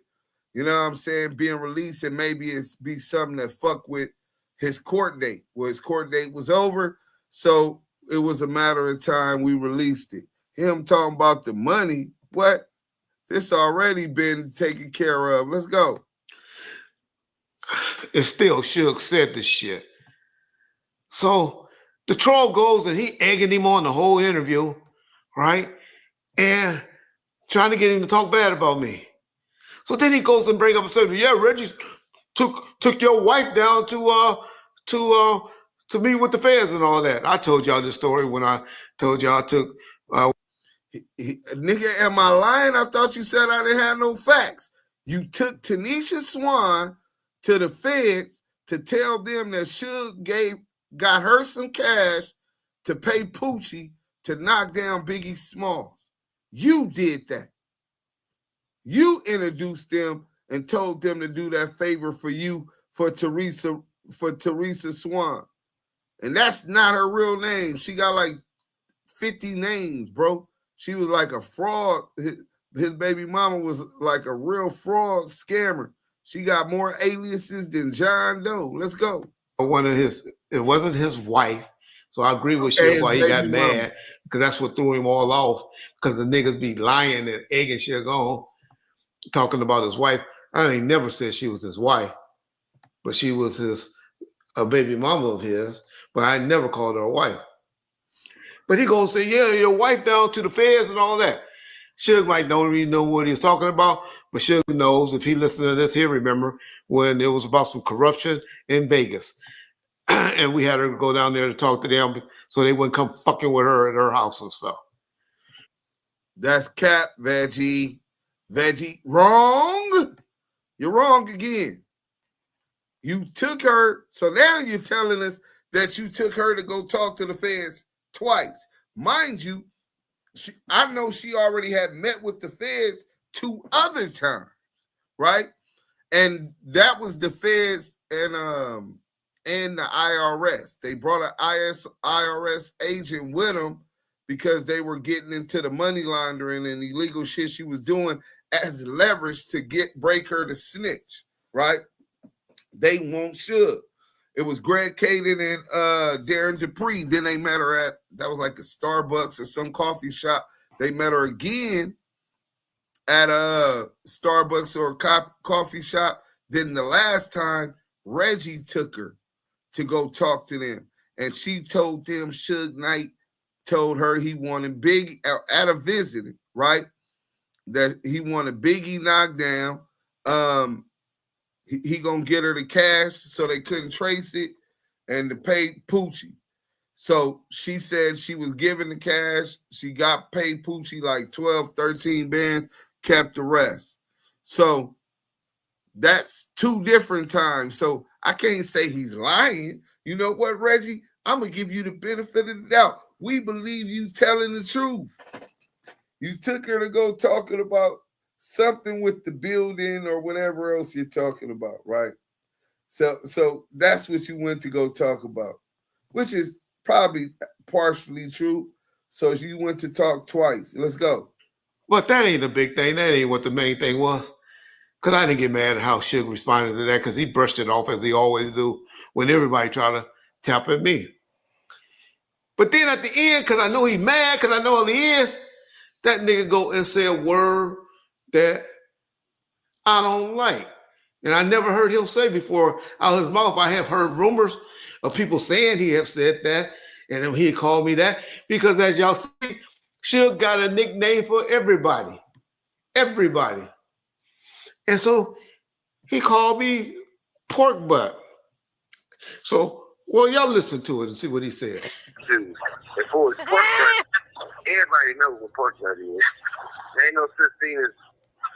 So I got all in my feelings after I heard about that. And so, yeah.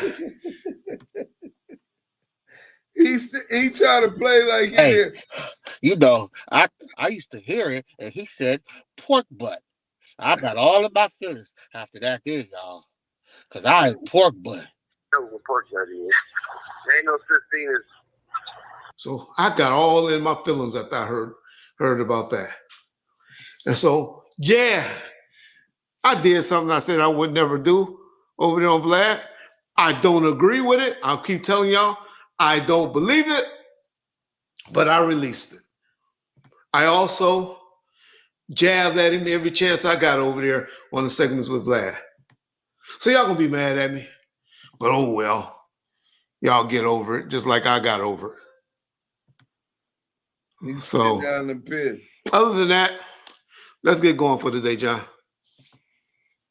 You know, Reggie, ever since the city situation happened and we've been covering it ongoing, it reminds me how important it is to have a good lawyer on your team. You know, Suge don't fuck with you anyway. Okay, speaking of people throwing jabs or saying things that, you know, maybe they're speaking out of turn, 50 Cent did a post on Instagram making fun of Keef D, and DJ Quik left a comment underneath the post. And I'll show it on the screen, but he said, of course, Reggie Wright. And I wanted to get your response on that. Quik still tapping at me? I don't know. I always liked Quik. I told you the whole time Quik was around Death Row, man, Quik was cool. Never had no, you know, not hanging out or anything like that, but always was very, very respectful. But I guess he got mad because I done told a few stories, right? About this. About the time when he ran over the little kid and killed a little kid. Also, another thing about Quik that never been put out there, and I just like to put things out there so y'all can know.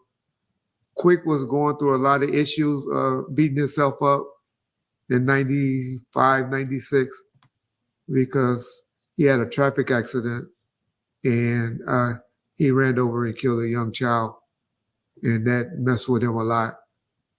He had a protege by the name of G1 that worked with him a lot. He was in the studio dinner every day.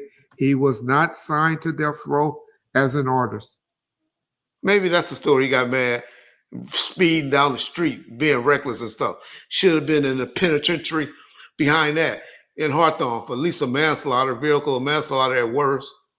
But he got out of that. So maybe he's mad about that. Or maybe he's mad about when Trayvon Lane said this about his sister. Man, so let me tell you something about Quik. I was at Quik's sister house some years back, right? And he didn't know I was gonna be over there. And I was at her house chilling, and she was like, you don't have nothing against my brother because he on his way over here. And I was like, nah, I ain't got nothing against Quik. You know what I'm saying? I'm laughing to myself because I beat his little second and none group up, and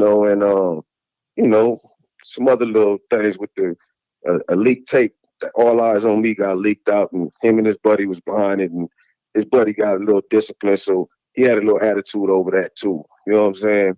So All Eyes on Me got leaked out, found it, and brought it to light. I told the story, so the community knows about it a little bit. At the car wash. Yeah, so David was a little upset about that, but he never brought it to my attention. He never said nothing to me. So like I say, if he had let me just go back to my story. I was at his sister's house, and she was like, you don't have nothing against my brother. I'm like, no. So when he comes, he walks in the door, he see me, it's like he see a ghost. On my mama, he almost ran back out the door. He was like, oh, Trey, you the last person I expected to see here. I ain't gonna lie. He was like, how you doing?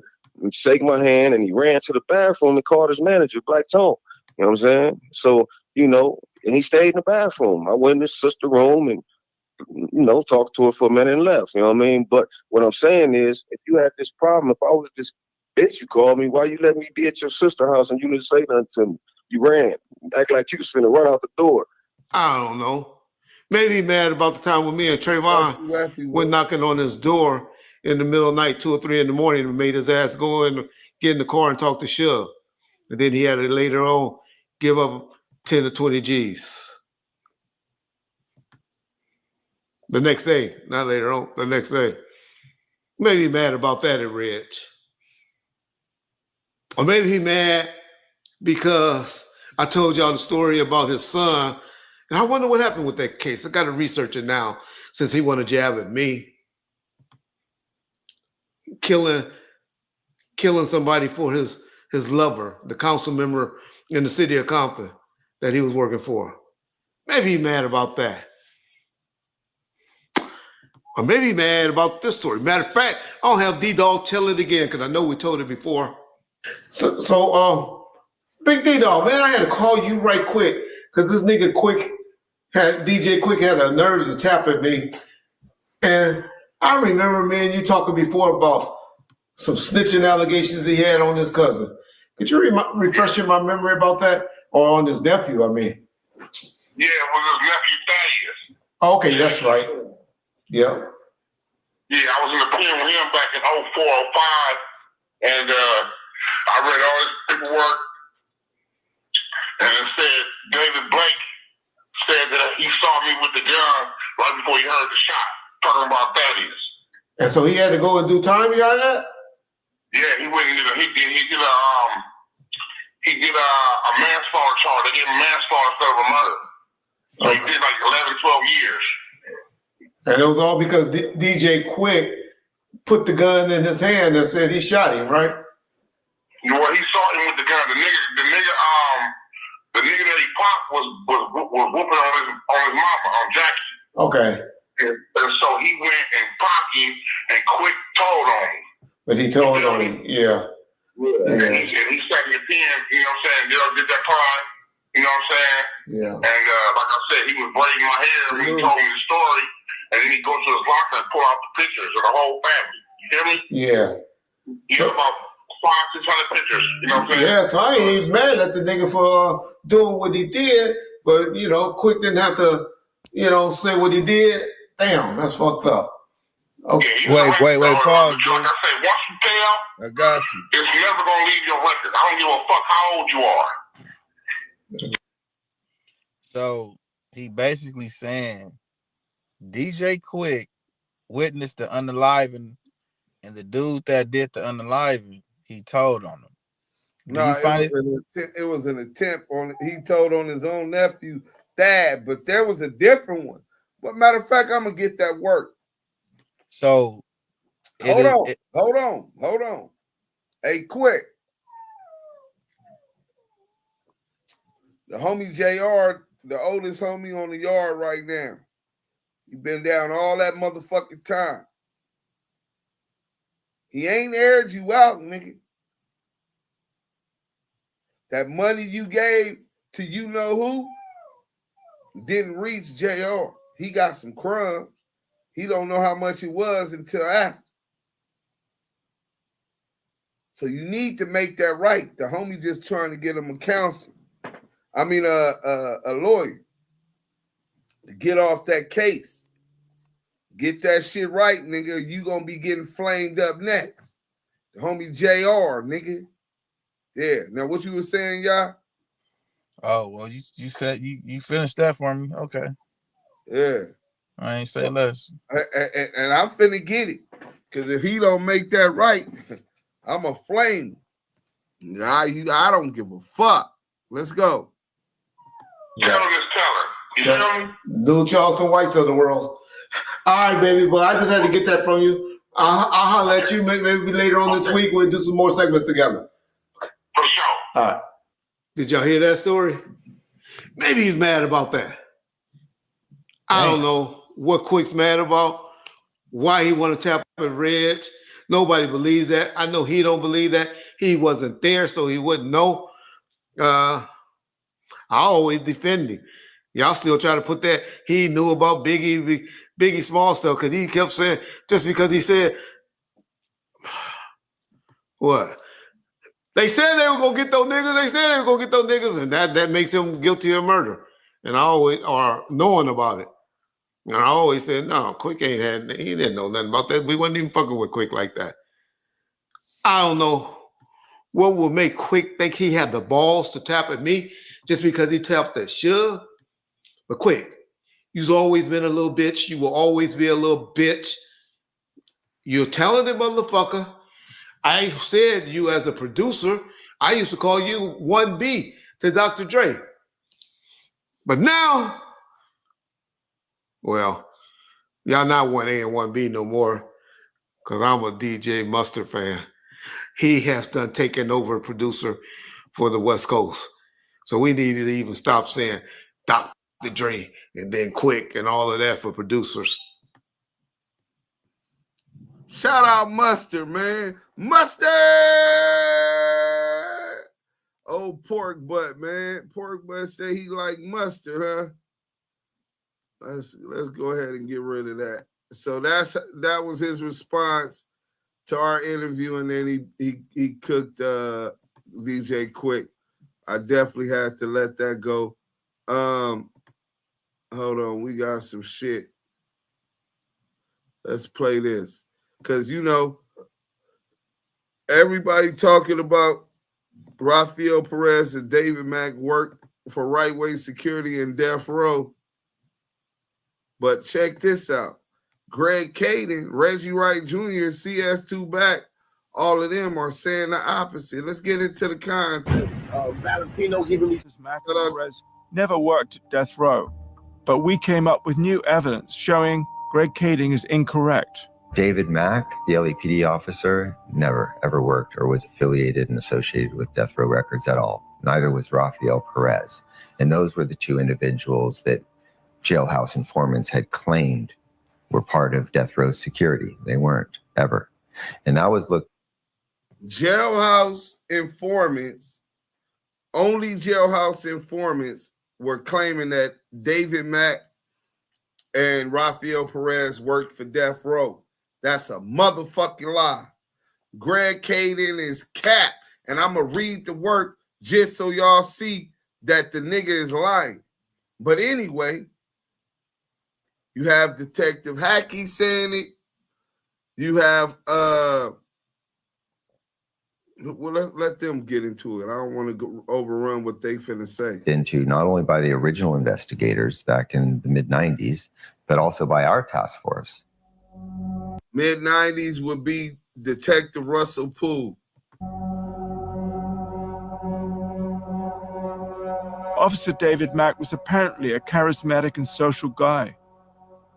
So many people at Death Row remember him. I knew David very well. I was actually quite shocked when I saw David and he was an LAPD. Very surprised.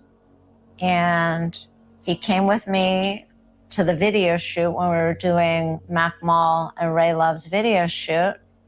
And Tupac was directing, and he wanted to be connected because he wanted to do off-duty work for rap artists. And I brought him to that video shoot, and a little later, I found out he was working with all the rappers I knew off-duty and a lot of other cops that I knew. Layla isn't the only one who remembers Mack and Perez. Yeah, I seen it. I seen David back play. They had to come to the party because, you know, never knew when it was going to jump off. Hung out with them, been in the room with them, been around them, you know. Ever since they been around, I was around. I saw all them guys. And who was the other one? Rafael Perez. Rafael Perez, seen him too. Yeah, all that. But like I said, shit, it wasn't no different from us. Only thing they had badges, we didn't. So we might be somewhere. Are you looking to start your own business? Well, look no further than busy.com. Right now, we'll complete your LLC. When it was gonna jump off. Hung out with them, been in the room with them, been around them, you know. Ever since they been around, I was around. I saw all them guys. And who was the other one? Rafael Perez. Rafael Perez, seen him too. Yeah, all that. But like I said, shit, it wasn't no different from us. Only thing they had badges, we didn't. So we might be somewhere, it go like this. We get into it with whoever we get into it with, and when the police rush us, our police rush them. That's how it went. That's how the get down went. Yes, Officer Perez, he was friends with Suge. I've seen him up there several times, and he was friends with Suge. I seen him in uniform and out of uniform. And when he out of uniform, he try to look like he cool and shit. He wear little accents of red, like try to fit in and shit. I know I'm like, oh, that's the police dude. But I never knew that he was the part of that Rampart division shit until I seen him. Like, out of all the police in the world that I remember him for being up at Death Row. And then there was another one, the one that they said killed Biggie, right? Black dude. He used to be up there too. I don't know if he did this, but the one that they had on the nose, he was there a lot. Hi. Work. Good morning. Very good of you to see us. What makes Kading's comments about Mack and Perez look especially weak is that even Police Chief Bernard Parks himself said they worked for Death Row. We know that David Mack and Rafael Perez both work security in this rap culture as it relates to some of these artists. But we have had Death Row records, but we have no information, nor has any information come forward that would cause us to believe that either one of them are suspects. If in our continuing So he trying to say they're not suspects, but here is the chief of police, Bernard Parks, admitting that they had evidence in the investigation of Biggie Smalls that, an investigation of Biggie Smalls and Tupac, that David Mack and Rafael Perez both worked security for Death Row Records and these artists. Nasty motherfucking work. Reggie, you the chief of security, Right Way Protective Services. How you don't know who working for you? You know what I'm saying? Now, mind you, these the same police that was stealing evidence. Y'all remember evidence got stolen on Snoop Hotwin, right? Allegedly. Way to try and switch the attention, he slipped. Not DJ Snitch, but let's go. I don't think we got to get all investigation, we uncover facts that we can prove, then we will continue moving forward to clear that case. But until then, what we've seen so far is merely undocumented speculation that has not led to any significant leads. It would appear that Police Chief Bernard Parks should have been well acquainted with Mack and Perez, according to Xavier Jimenez. one of the most shocking things in that Board of Rights or any that I've ever done in over 30 years was there was a photograph of Rafael Perez and David Mack, who were the two police officers that were bad news, and a woman standing in the middle. And they were all dressed in red from head to toe, a hat, whatever, which is the color of the blood gangs.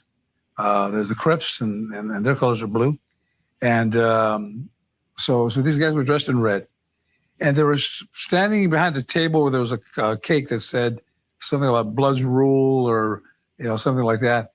And I was startled because I recognized the woman. And it was the daughter of Police Chief Bernard Parks, who it appeared was a Blood gang member. His daughter was not I don't know his daughter, but his granddaughter was killed with a Blood, but she wasn't no gangbanger. Ernest Gray for City Stone, Bullock.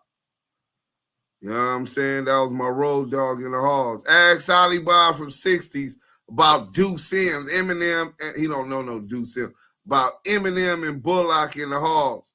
He gonna be like, them was the hardest bloods in juvenile hall. But let's get up off of here. So now we got the chief of LAPD saying that there was evidence that showed that Rafael Perez and David Mack had worked for Death Row. This is nasty, but y'all act like y'all don't know what's going on. Hold on. Let's get to, I want y'all to know, y'all think Reggie was just working back then when he was a Compton police, or maybe just as an informant trying to set up the mayor of Compton, you know what I'm saying? But we gonna show y'all a little bit more recent stuff, you know what I'm saying? That he does with his exposers, he CS2 back, big homie. So here it go right here. Y'all know these niggas always talk about open murder cases and shit. Killers come looking for me, nigga. If the killers come looking for me after an interview, right? On behalf of Lord Dark, nigga, they came to kill me. Hold on, Flacco. Let's clear that up. Wook and Duty Low are rappers who are signed to OTF. They are not killers. They have not been charged. They have not been charged in this case. They are rappers who are signed to OTF. Let's not put that on them, Flacco. Can we stop talking about the killing though? Like, come on. Damn. Flacco, I know nobody from the street. Wait, this is crazy work, right? The nigga Loose Cannon who copied and pasted some fake pictures and shit off the internet of him and Big U as if they really FaceTime when he told us that there was another camera filming their reality show that caught him live on the FaceTime, used that as a ploy to attack Big U and pass on disinformation while promoting his now defunct reality show. He went and implicated Big U in that hot one, or knowing something about the hot one with the late great Nipsey Hussle. And he's telling Poetic Flacco, right? Can we please stop talking about and implicating peoples in murders? And they're laughing about it. This is the norm. But as you were. They did, Flacco, they did something to you. You need to chill out. So, Reg, I'm reading the paperwork, right? And it looks to me like I don't think any of the 5 people told the feds that Dirk dropped the bag. I don't think none of them. I think that came from something prior. I think they already got that from somewhere else because they keep making reference to that, but I don't think it was any of them people that said that. I think their time, what they knew to what happened. Yeah, yeah. It don't seem like it. I really don't have no information on it, so I ain't gonna comment too much on that. Yeah, I got another subject I want to talk about that you had me to research. I got a little information on, so I'll wait until I get. Yeah. Yeah. So CS2 back is like Spider Joe Curtis on steroids. They had a long relationship. right? Remember they was saying Wack, Stutterbox was telling that Wack was moving drugs for Suge in that 18-wheeler. But Suge was never caught moving drugs. But Reggie Wright was. Wack 100, plug, and handler was Reggie. When the DEA came to get CS2 back, and they searched his 18-wheeler, I wonder how much Reggie let him fronted him to go move. But let's listen. This is where CS2 back gets his disinformation from. Breaking news. Reggie, what happened? Brick Baby told us, he told me on Clubhouse that he had a DA reject for the AK-47 case he called June 2023. Reggie go research that because he forgot. I can honestly tell y'all, there was no gun arrest. That he only got charged with 11350 AH&S. Y'all know what that is? A possession of a controlled substance. Wait, hold up. I can honestly tell y'all on that date. Wait. And that's on June 23rd. And that's on everything I love. That's on my word, my name. Reggie, I need to ask. I think it was June the 19th of June or something like that. June. Whatever the date, June the 23rd, whatever the date is. Poor Brick. Make some sense of this. If the police come to your house and the feds, not the police, the LAPD and the feds for devices and guns, and they I think it was actually a task force on 600. Wait, and they find the AK-47. Whoa! And on your paperwork. Wait. And that's on June 23rd. And that's on everything I love. That's on my word, my name. Reggie, I need to ask. I think it was June the 19th of June or something like that. June, whatever the date, June the 23rd, whatever the date is. Poor Brick. Make some sense of this. If the police come to your house and the feds, the police come to your house, Wack 100. The Crip cops say the feds. Not the police. The feds, not the police. The LAPD and the feds. The feds. He's very adamant.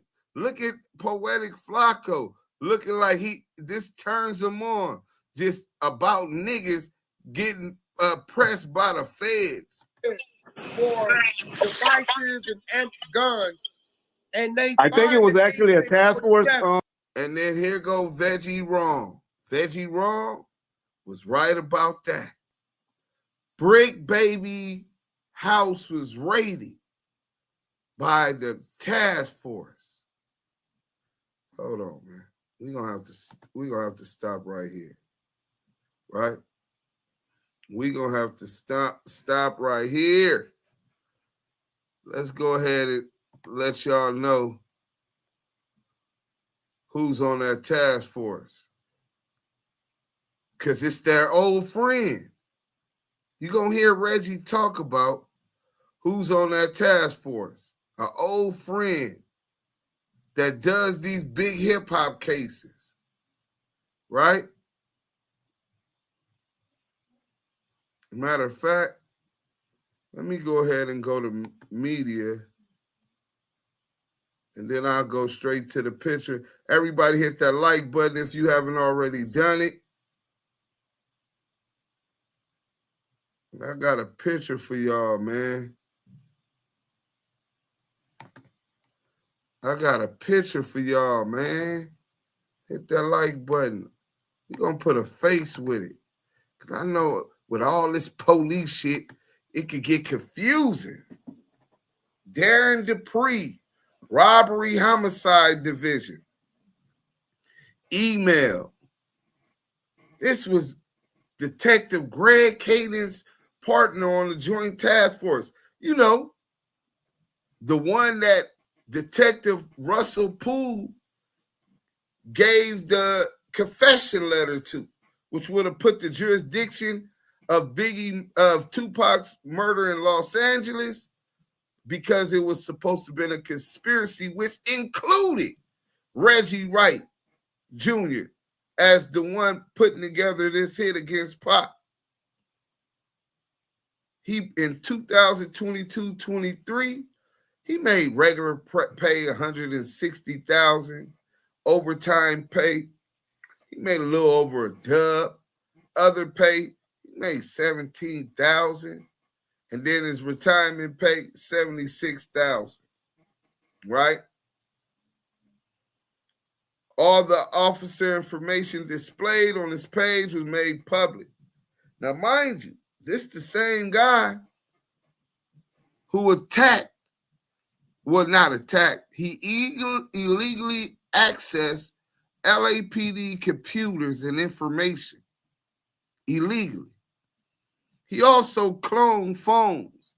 See, he's not such a clean officer. That's one of the reasons they wanted him on the task force. The other reason was because he's a specialist when it comes to hip-hop and the culture, right? Let's go ahead and close that out. I'm gonna go ahead and bring this up for y'all real quick, and then we gonna go into it, right? Don't never forget this. It's the task force. He's always taking care of those type of cases. Oh, I can't even do this one. Damn, my bad. Let me get back over here. I can't show y'all that right now, but it's cool. All right. We're going to stop sharing, and we're going to get into this real quick. So Darren Dupree.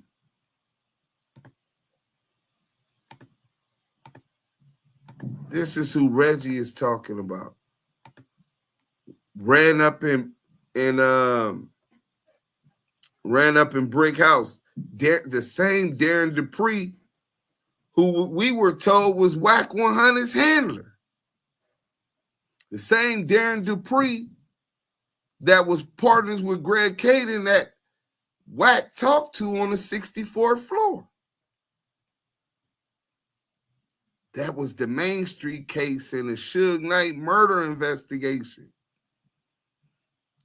Hashtag who snitched on Poochie. These is the people that came up with the name Poochie. They all tied together at the hip. CS2 back, the Orca, Tanisha Swan. On 600. Wait, and they find the AK-47, bro. And on your paperwork that you pulled, there's no mention of the AK-47. Or the phone.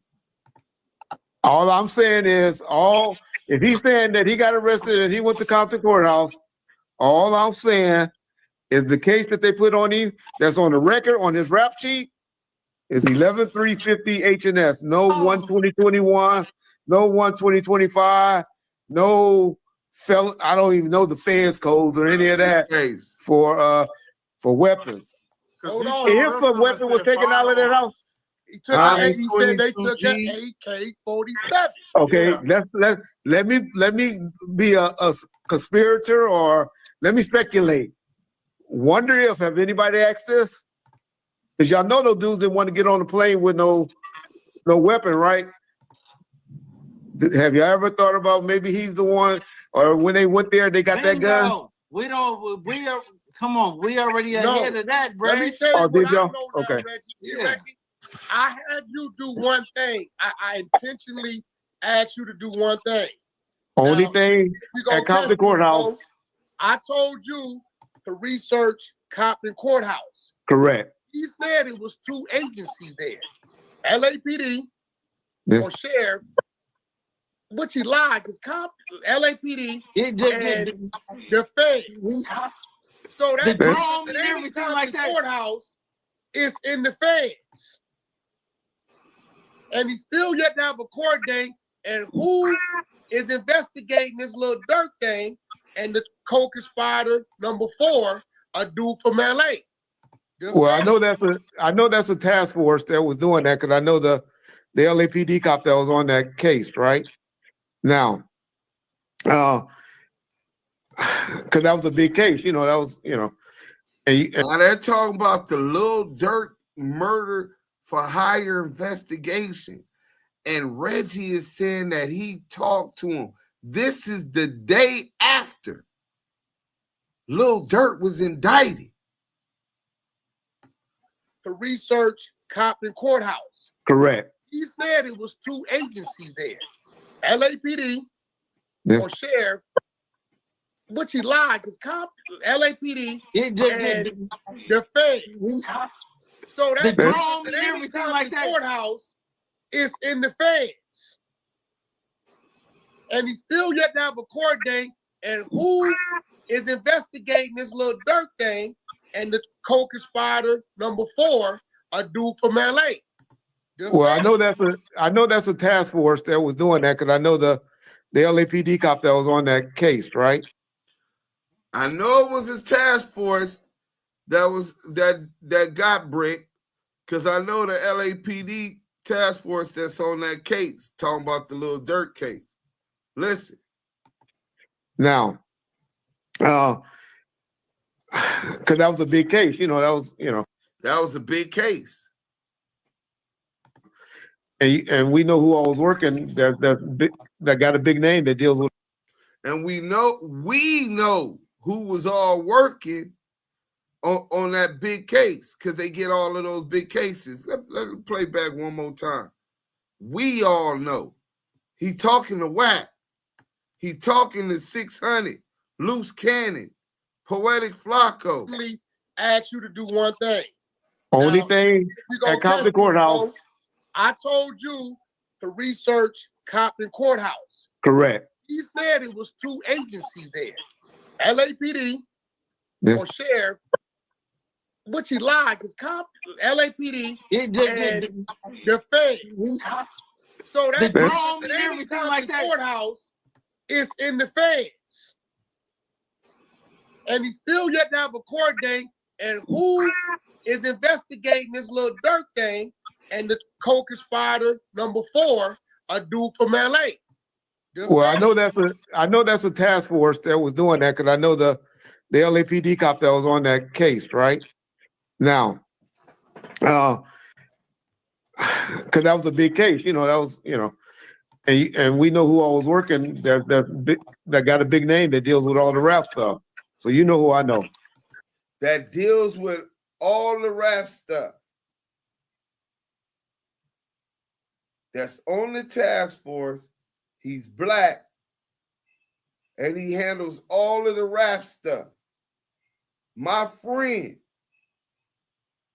we all know the Hip-Hop Police. Darren D. Dupree. This is what this series is all about. People make accusations. We just follow the facts. Reggie Wright Jr., who we know tried to set up the mayor and allegedly told now on these Peter Roll Mafia Grape Street dudes in Memphis, haven't seen the work. Hey, Reggie, he's supposed to be sending over his work. Matter of fact, and I'm going to read his proffer. Well, he was going to agree to proffer. He claims that he never went to proffer because Greg Caden was taken off the case. But Greg Caden's partner, Darren Dupree, the same one that Reggie is saying we all know. Darren Dupree, the Hip-Hop Police, is on that task force on the Lil Durk case, on the Brick Baby case. Y'all think these niggas ain't really investigating us? Y'all think this shit is just entertainment?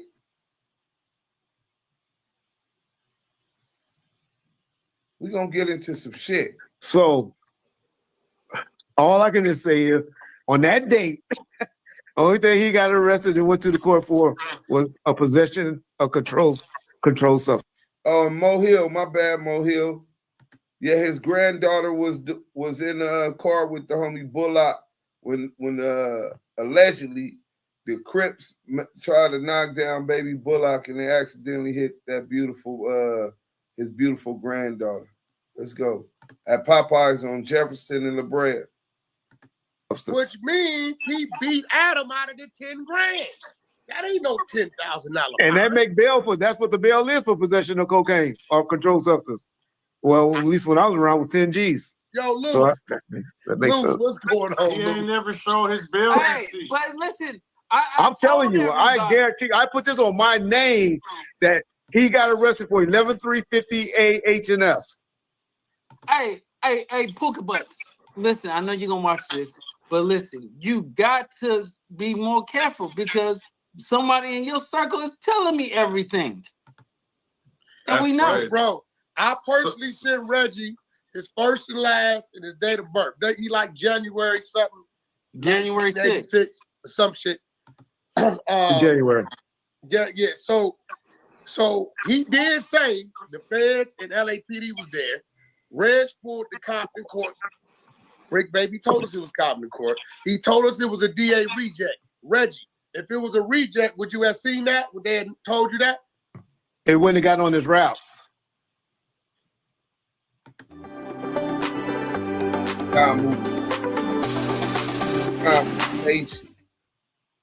Pursue your passion for working with animals and prepare for an in-demand career in veterinary healthcare. Damu Kiwe. Well, you can get a DA reject on your routes. You can get a DA reject on your routes. And to be honest, I didn't ask my person. He gonna send it to me. He didn't want to text it to me. He gonna give it to me. So I'll get it within a few days. But he just told me that all he got arrested for that day was 11,350 H&S, and I was looking for a gun. The paperwork that he was showing us, the paperwork Brick Baby was showing us said firearm. Everybody catch this. Everybody in the YouTube streets catch this. Before you get a DA reject, you got to get the charge. Yeah. Right? He was never charged with the AK-47 from the Not in state court. I can just say not in state court. Not in state court. And not by the Yes. state. Not in state. Federally, I don't know. That paperwork he was showing was state. Yeah, but he telling us he got a DA reject. Yo, Luce, that's crazy in your background. He said that he got a DA reject out of Compton court. I believe that AK is over there with the feds. Correct. That's what I believe. You know, lately in LA that's what I County, believe. when they catch you with guns like that, because of what that head DA been doing, they've been passing it to the feds. Yeah. So why he know he got the but 600? That go back to you. He told you the feds talked to him and told you what? You understand? I'm with Brick at this time. I was his savior to bring it back to the hood. He's telling me everything what's going on, so I know what's going on with the case and all everything other. So he's telling me, man, the feds be on all your videos, bro. They like, man, Lovejoy gives us a tour of the hood every day. He telling me. I remember Brick did say that. So Brick, you did talk to the task force. Brick, this is looking real nasty, my nigga. I ain't gonna even front. So if the police is talking to you about another member, you done waived your Miranda rights. They're telling you that they get a tour of the 60s every day with the Crip cop. They're just divulging that the Crip cop is assisting them. Whether willingly or unwittingly, they want you to know that. And you're talking to them about somebody else. I don't know who that is. Well, I seen the video with him. Well, I don't know him by that name. I thought he was a boxer. That's Christopher Love, boys. But let's get back to this real quick because we almost done with these rats. Watch all your videos. You know what I'm saying? I'm like, huh? Why watch my video? Like, whatever. But he's like, yeah, bro. They found the chop. I'm like, okay. So I didn't really think nothing of it because, like I told you, my whole stance with him at that point was he never told before this. So I just assumed that he was in some hot grease and he had whatever he had coming from the legal system. So I never really followed up on to time start going by, like, nigga, what's up with that case? Then he start. Damn. Brick, what happened? You know, I don't listen and believe these niggas. I'm just saying, you talk to them. That if you did have a chopstick case, Brick, we got some questions, Brick. It's nasty work. Start going around it. You know but no, 600. Your first red flag was when he started telling you the feds was telling him about Big U. And Wack is saying that Brick told Lovejoy that the feds was telling him about Big U. So now that's the second rolling 60 that was mentioned to Brick when he went to talk to him. Damn, Brick. Please tell me this ain't true. Don't tell me. We just need to work now, Brick. Respectfully, bro. That's just too much, man. This is nasty work. Oh, feds don't just go to telling you unless you. So that's what he tell me. He like, bro, Big E on fire, bro. It's ugly for Cuz. They want Cuz in jail. They got So the Joint Task Force, Darren Dupree, the same one working these informants, calling themselves the exposers, to run content, run false narratives on this is the hip-hop police and his minions, his proxies, his sources, incriminating Big U publicly with disinformation and all kind of crimes and cases. And this is who they want. They told Brick that's who they want. They told Brick that that's who they want. The feds is coming for Big U. They're investigating, and these niggas want the investigation to be public. As if they got gang. Well, where is y'all getting all this information from? Reggie Wright? Law enforcement? Remember Reggie got the CDCR picture of mine and posted it on Bomb First? My ID, CDCR, which means he has access to correctional officers in the CDCR. Probably Goon Squad. So I'm more than likely under investigation too.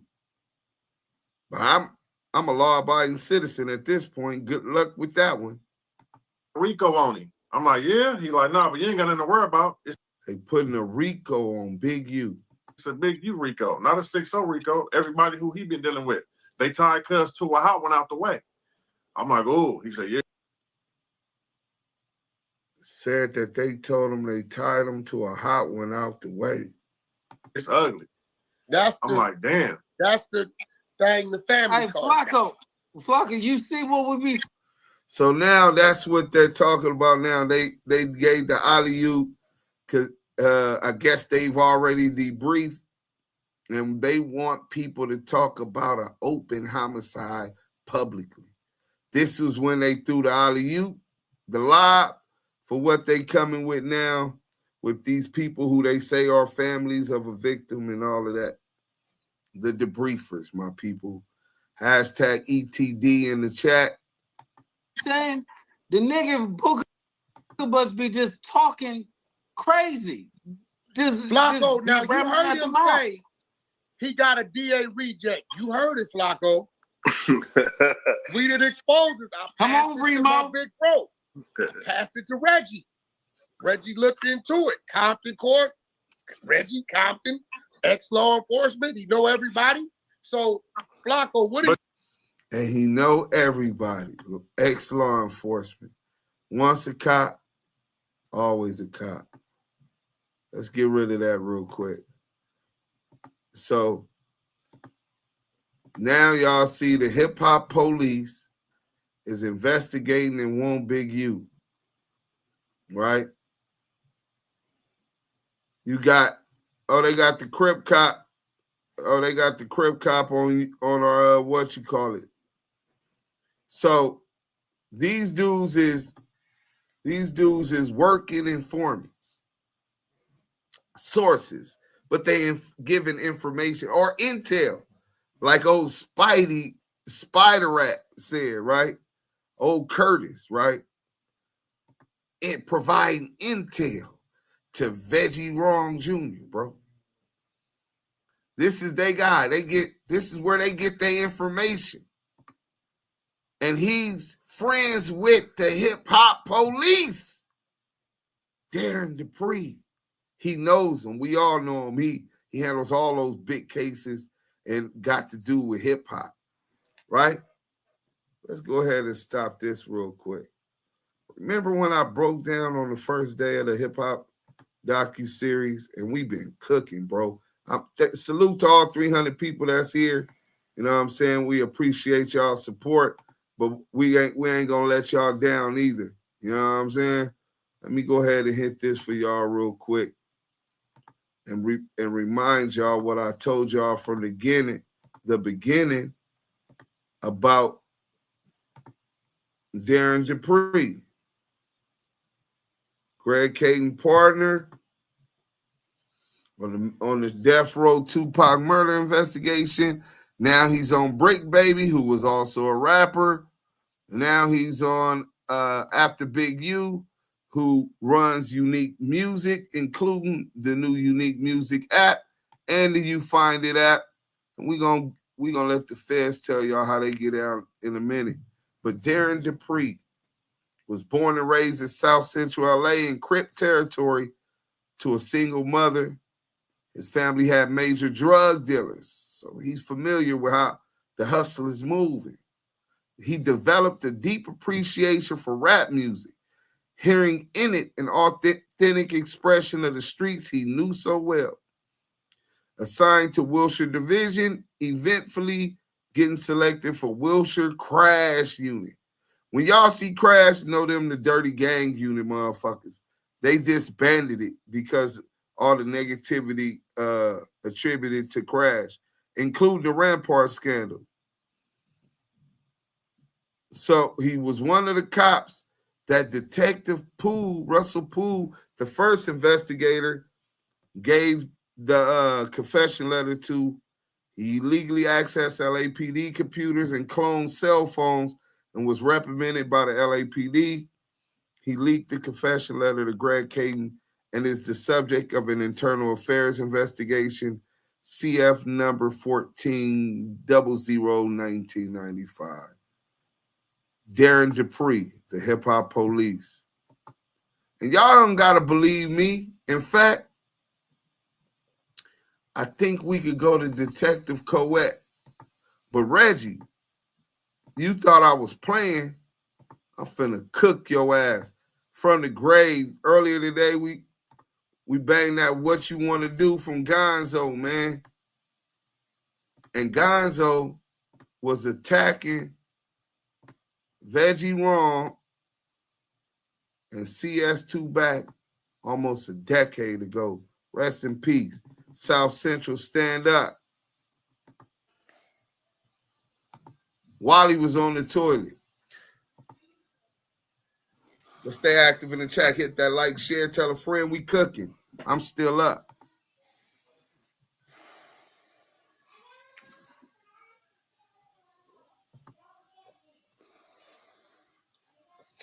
What up?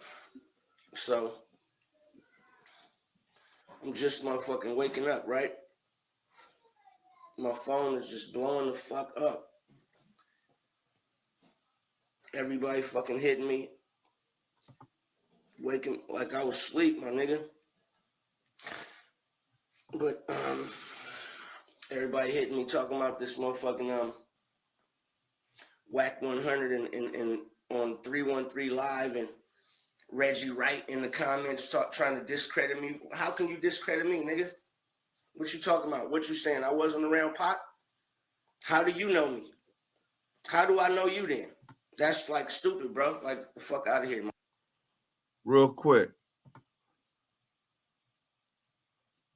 They said Wack won't break to be the dude that flipped on Dirk so bad. We not saying that. What I'm saying is you ain't supposed to talk to the po-po. So if you did, Brick, and these niggas making these accusations, my nigga, you got to provide that paperwork, my nigga. Not to me, just to the world. I'm not pressing you. I'm just saying it don't look good. And we not saying it's the Dirk shit.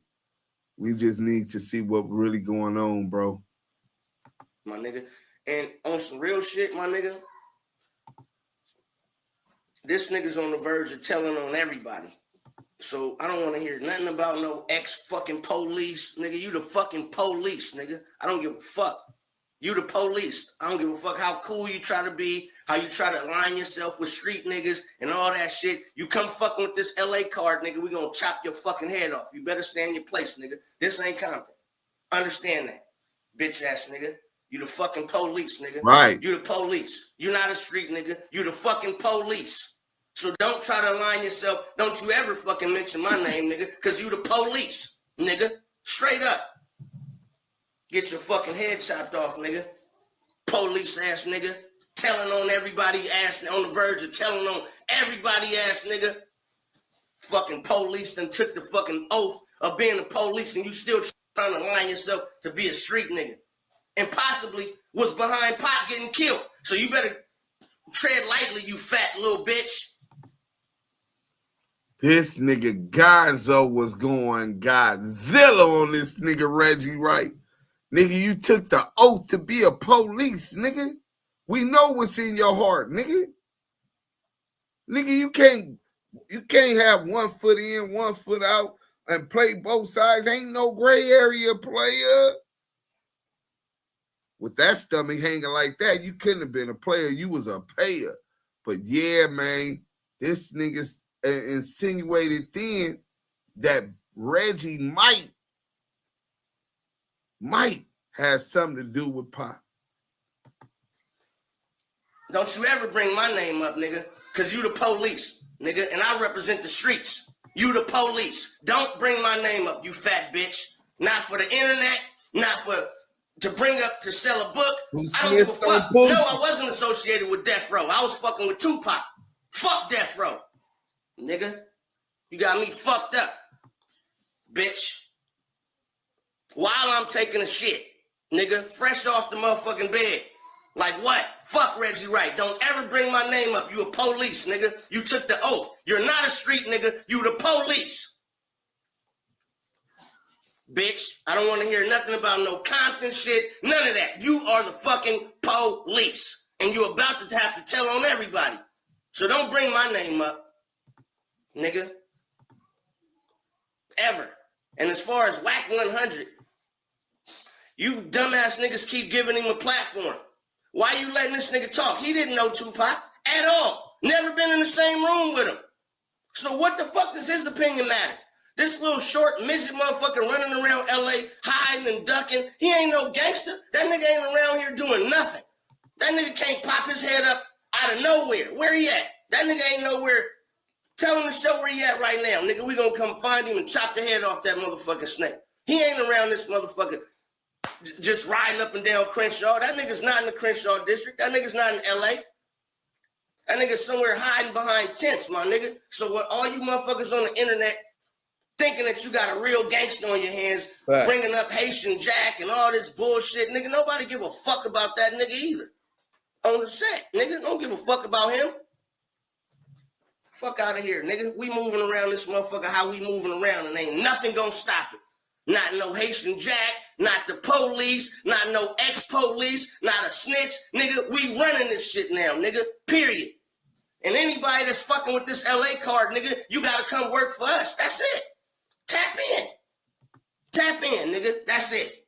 Be our friend. That's it. That's the best you can do is tap in. But you ain't running shit. You ain't trying to start no conspiracy against Tupac, nigga. It's just a matter of time for somebody to see, the right motherfucker see you, and we gonna chop the head off that snake, period. You know what time it is, nigga. Rat-ass niggas, telling on everybody ass niggas. Telling on everybody ass niggas and still got the nerve to be on the motherfucking internet. What? Nobody don't want to hear your name associated with Tupac. Reggie Wright, the nigga who told everybody to leave their guns upstairs that night. You want to talk about that? Yeah, because I know about that too. Reggie, why did you tell all the death row with the biggest superstars in the world when you got 24, well, they said 2 dozens or dozens plural, so it might have been more than that. When they say you had dozens of bodyguards, why not make sure each celebrity had at least one pistol with or armed guard on them with the other guards? Why no pistols? Because of the club? They won that 662 yet. They in traffic. Why you tell everybody to leave their guns upstairs? That was you, right? Wasn't that you? On the walkie-talkie, told everybody, leave the guns upstairs? Bitch ass nigga gonna bring my name up. Nigga, don't you ever bring my name up in your fucking fat ass police mouth, you bitch ass nigga. Discrediting a nigga. How can you discredit a nigga? Use the police that was in front of the motherfucking studio to be the police then, and you the police to me now, nigga. I don't give a fuck how many street niggas you so-called align yourself with. Nigga, you are the police, period. Stay on your side. That's it. Yeah, CS2 know how to make a case. Police ass niggas waking me up out my motherfucking sleep on some police shit, talking about a nigga on some DJ Vlad shit. You niggas the police. All you niggas is the police, period, point blank. With a conspiracy theory to be a nigga like me or to get our money, period. Why else are you around? Because if you was just getting a check to be a security guard like you was in the first place, nigga, then none of this shit wouldn't be relevant. But you want it to be more than the police. You want it to be more than a security guard. You want to stab Suge in the back. You want to fuck his wife. You want to do all this old weird-ass police shit. Smiling in a nigga face. And possibly kill Tupac. Possibly.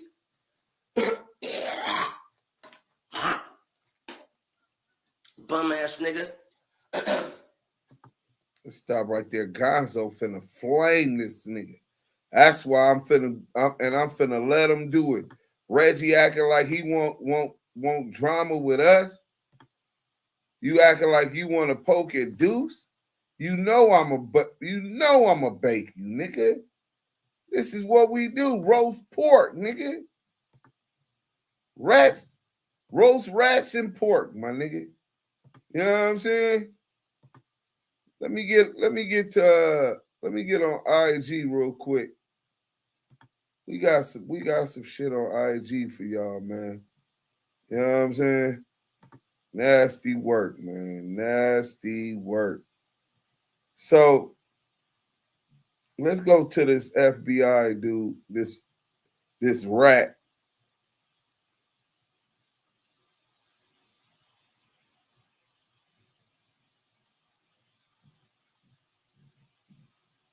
Let's go to this one.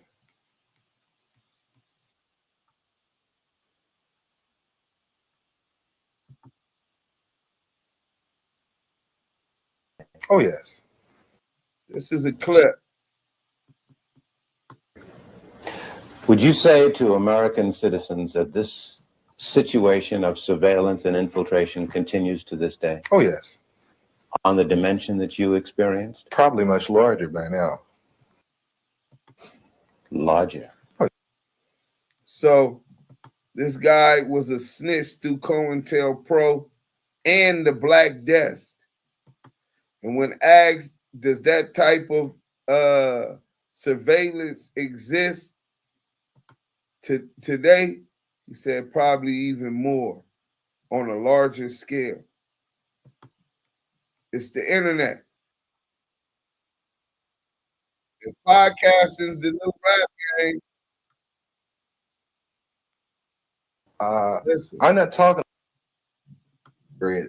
But one thing I don't want us to jump off of is that people always they're talking about COINTEL now so heavily. I'm not talking about COINTEL. I'm talking about a thing called BD, which was better known as Black Desk. The Black Desk was set up for a simple thing of infiltrating Black organizations and Black groups. The Black Desk was designed to infiltrate black organizations, target black organizations. Whatever. Where was this black desk, or were there a number of them? There were a number of black desks, but the head black desk was in Washington, D.C., controlled by Sullivan. And was he black? No. Mm-hmm.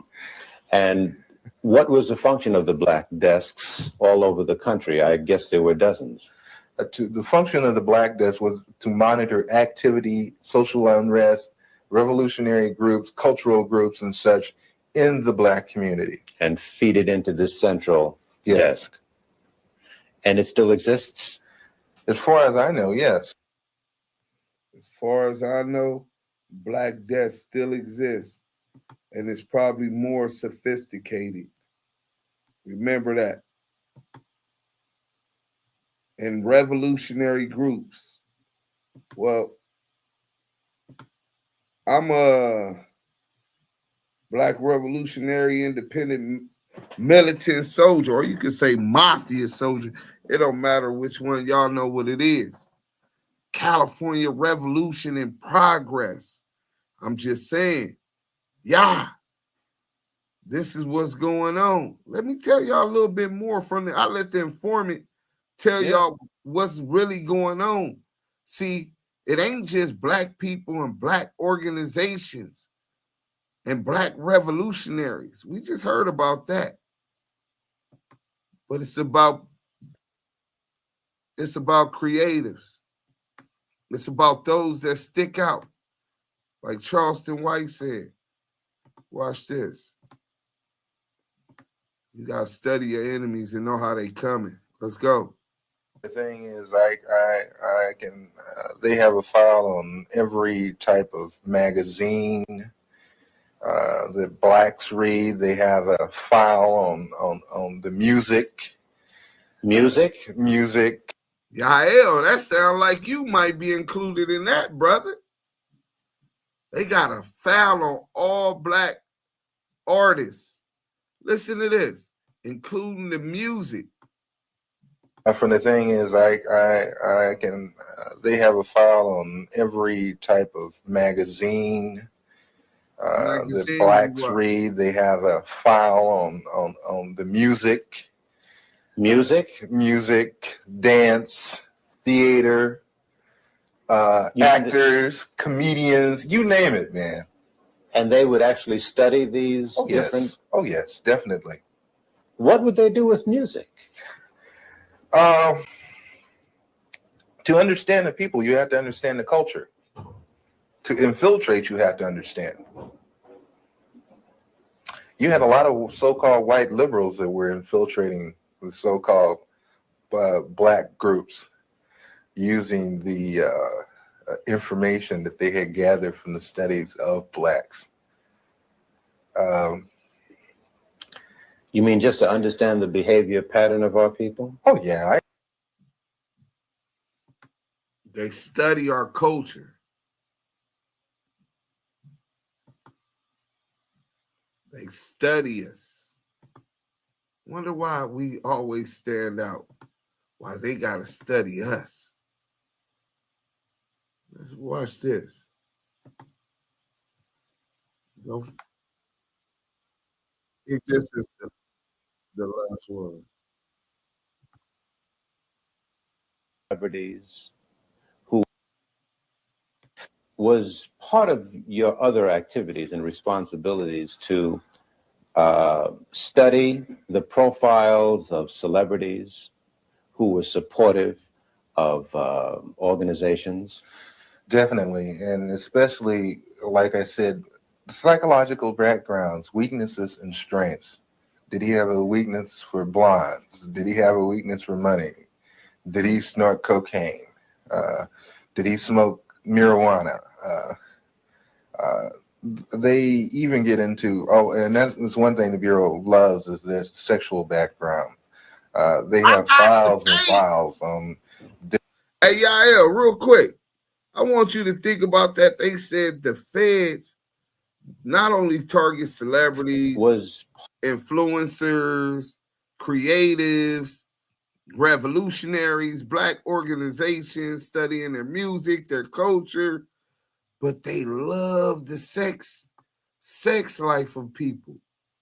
I got the tape. I watched the Nipsey sex tape 100 times. Was part of your other activities and responsibilities to got the tape on study the profiles of celebrities who were supportive of organizations? Definitely, and especially, like I said, psychological backgrounds, weaknesses and strengths. Did he have a weakness for blondes? Did he have a weakness for money? Did he snort cocaine? Did he smoke marijuana? They even get into, and that's one thing the Bureau loves is their sexual background. They have files and files on different Blacks, not only celebrities, but a lot of others, sexual activity. What would they do with this information? Oh, that's used as a weakness. So they would feed these weaknesses? Yes. Did you see that happen? Oh, yes. They notice what vices you got and weaknesses, and they take advantage of that, whether it's blind bitches or whatever. But y'all don't gotta believe me about Darren Dupree. I'm gonna bring y'all to the guy that says Wack 100 was the only one that got arrested. Hold on, let me go over there and make sure we got it. Here it goes.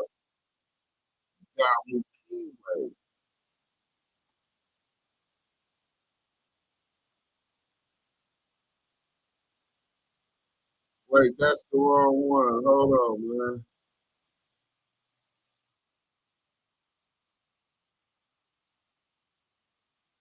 Hold on, bear with me.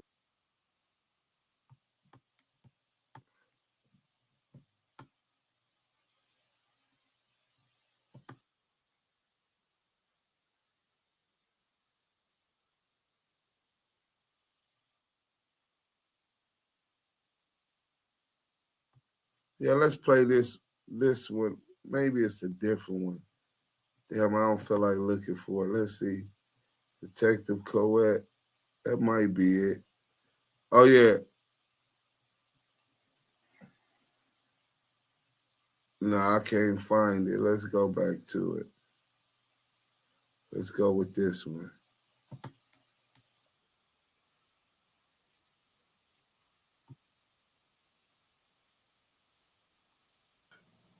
You could tell he was starting that in. All right, here we go. All right, can you and this is going to be a bit controversial, but not so much. I really hope this clears up some things, to be honest with you. But can you explain why Russell Poole came to meet with the sheriffs when kind of the defined obsession with him was an LAPD case about the Biggie Smalls murder?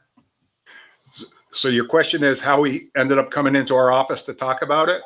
Yeah, or what was the reason he was coming to the sheriff's department when it was clearly an LAPD case? I guess I was curious if he was coming for the Biggie thing or if he had something else that he was trying to discuss with you guys. He at some point started working with a writer, and I don't recall what his name is at this time, but this writer had got in touch with the sheriff at the time, and what was proposed to the sheriff was that both the murders of Biggie Small and Tupac had been planned out in an LA County park, making it the jurisdiction of the sheriff's department, with which patrols LA County.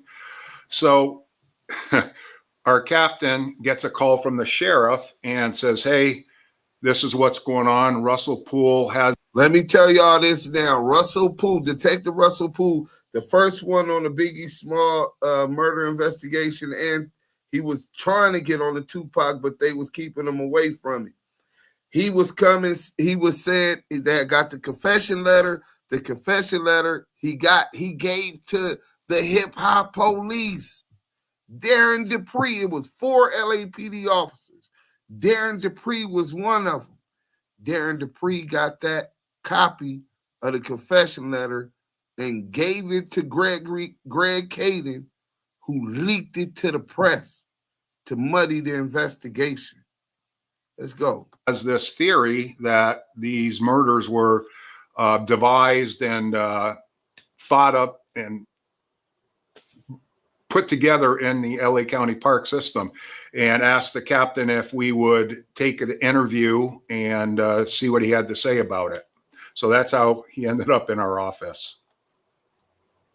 Okay. And again, this is kind of one of those wild conspiracy ones, so please bear with me with this question. But were you in the room with Russell Poole when he started to have his medical issues during that meeting? Yes, I was. Yeah, Can you tell me what happened? Because talk to him. Again, I apologize for how crazy this sounds, but the conspiracy theory is I don't know what that there was a quote-unquote heart attack gun that was used on Russell Poole to bring him to cardiac arrest so that he was unable to divulge whatever information he was about to talk about. So if you don't mind, could you go into what happened with his medical issues and what you witnessed yourself? Yeah. Did you say a heart attack gun?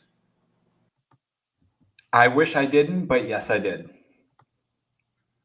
I've heard that and read several things to that effect as well. Basically, we're maybe 10 to 15 minutes into the interview, and there was our lieutenant, 3 investigators, and I'm not sure if our captain was in there. I don't think the captain was in there at the time. And just during the course of talking with him, he started, you could tell he was starting to become distressed, and then basically grabbed at his heart area and went to the floor. We started CPR immediately and called paramedics, and they ended up transporting them, Mr. Poole, to the hospital, and where he died of his injuries, or the heart attack. Actually, I think it was a aneurysm, not a heart attack. Oh, okay. Okay, that clears that up. Yeah, there was no heart attack gun. I can assure you. But right before he, got to where he couldn't talk and had his medical issues, was he speaking passionately about something? Was he worked up? Was it, something that you feel was triggered by, the presentation that he was talking about? Or do you feel like it was just bad health and it was that, ironically, that was the time? We didn't really get into it far enough for him to propose his whole theory. At the very beginning, it was more pleasantries because I had met Russell several times prior to him coming into the office, so I knew him from previous interviews and whatnot. But he didn't appear to be fired up to the point where this could have triggered. You're talking about this medical event happening. I don't think that he was into it that far where that could have caused the aneurysm. So now he's trying to say, they're saying Detective Russell Poole was basically, they suspected that it was foul play and that they used a heart attack gun, which there is such thing as a heart attack gun, and the police are very aware of that. But here they are feigning their ignorance and saying that Detective Poole didn't die from a heart attack. So let's get into this real quick. How did Detective Russell Poole die? Y'all, now you got Detective Michael Coet, sheriffs, who was on the Joint Task Force, saying that he died of an aneurysm, and he was there while they were talking about his theory. The guy who kept pushing that the police had something to do with both Tupac and Biggie murder. And he was there, and he said it was a aneurysm, but here it says it was a heart attack. Mighty suspicious, if you ask me. You know. But even more than that, let's get to this real quick. We cooking, man. I don't know where y'all at. Reggie Wright Jr. Y'all forgot about Pork Butt? Pork Butt told y'all before, and y'all didn't have no problem and trust him with talking about the police. Let's go. Can you talk about what happened at the House of Blues concert in '96 before the start? 40 Glock. In particular, I think with one of two. When he lied in the deposition. Outlaw people. Can you talk about that story? Oh, okay. I think you're talking about when my boy Fatal. You know, everybody always talk about that gun, that 40 caliber gun that Fatal was trying to bring into the House of Blues, and he got arrested. Well, you know what, John? I got something I want to show you, if you can. And I don't know if you can post it or not, but I've been having access to, and I want to show y'all, because people are always talking about Reg didn't care about the outlaws, he didn't care about Tupac, and Tupac didn't like him. Telling you, Reg was who everybody ran to when some shit went down. Watch this. Reggie. This is the video footage. Look. Hold on. Let me show y'all tell y'all what y'all seeing.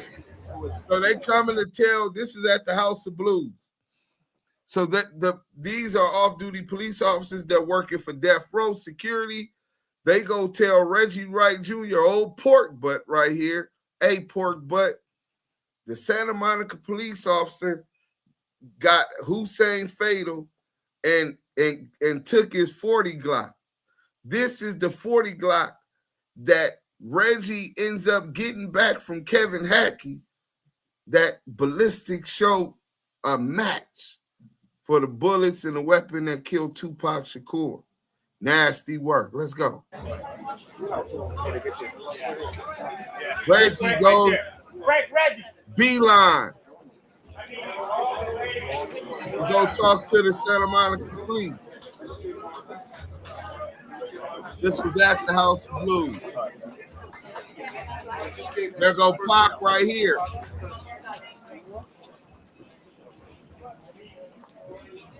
Police is up there, Reggie talking to him.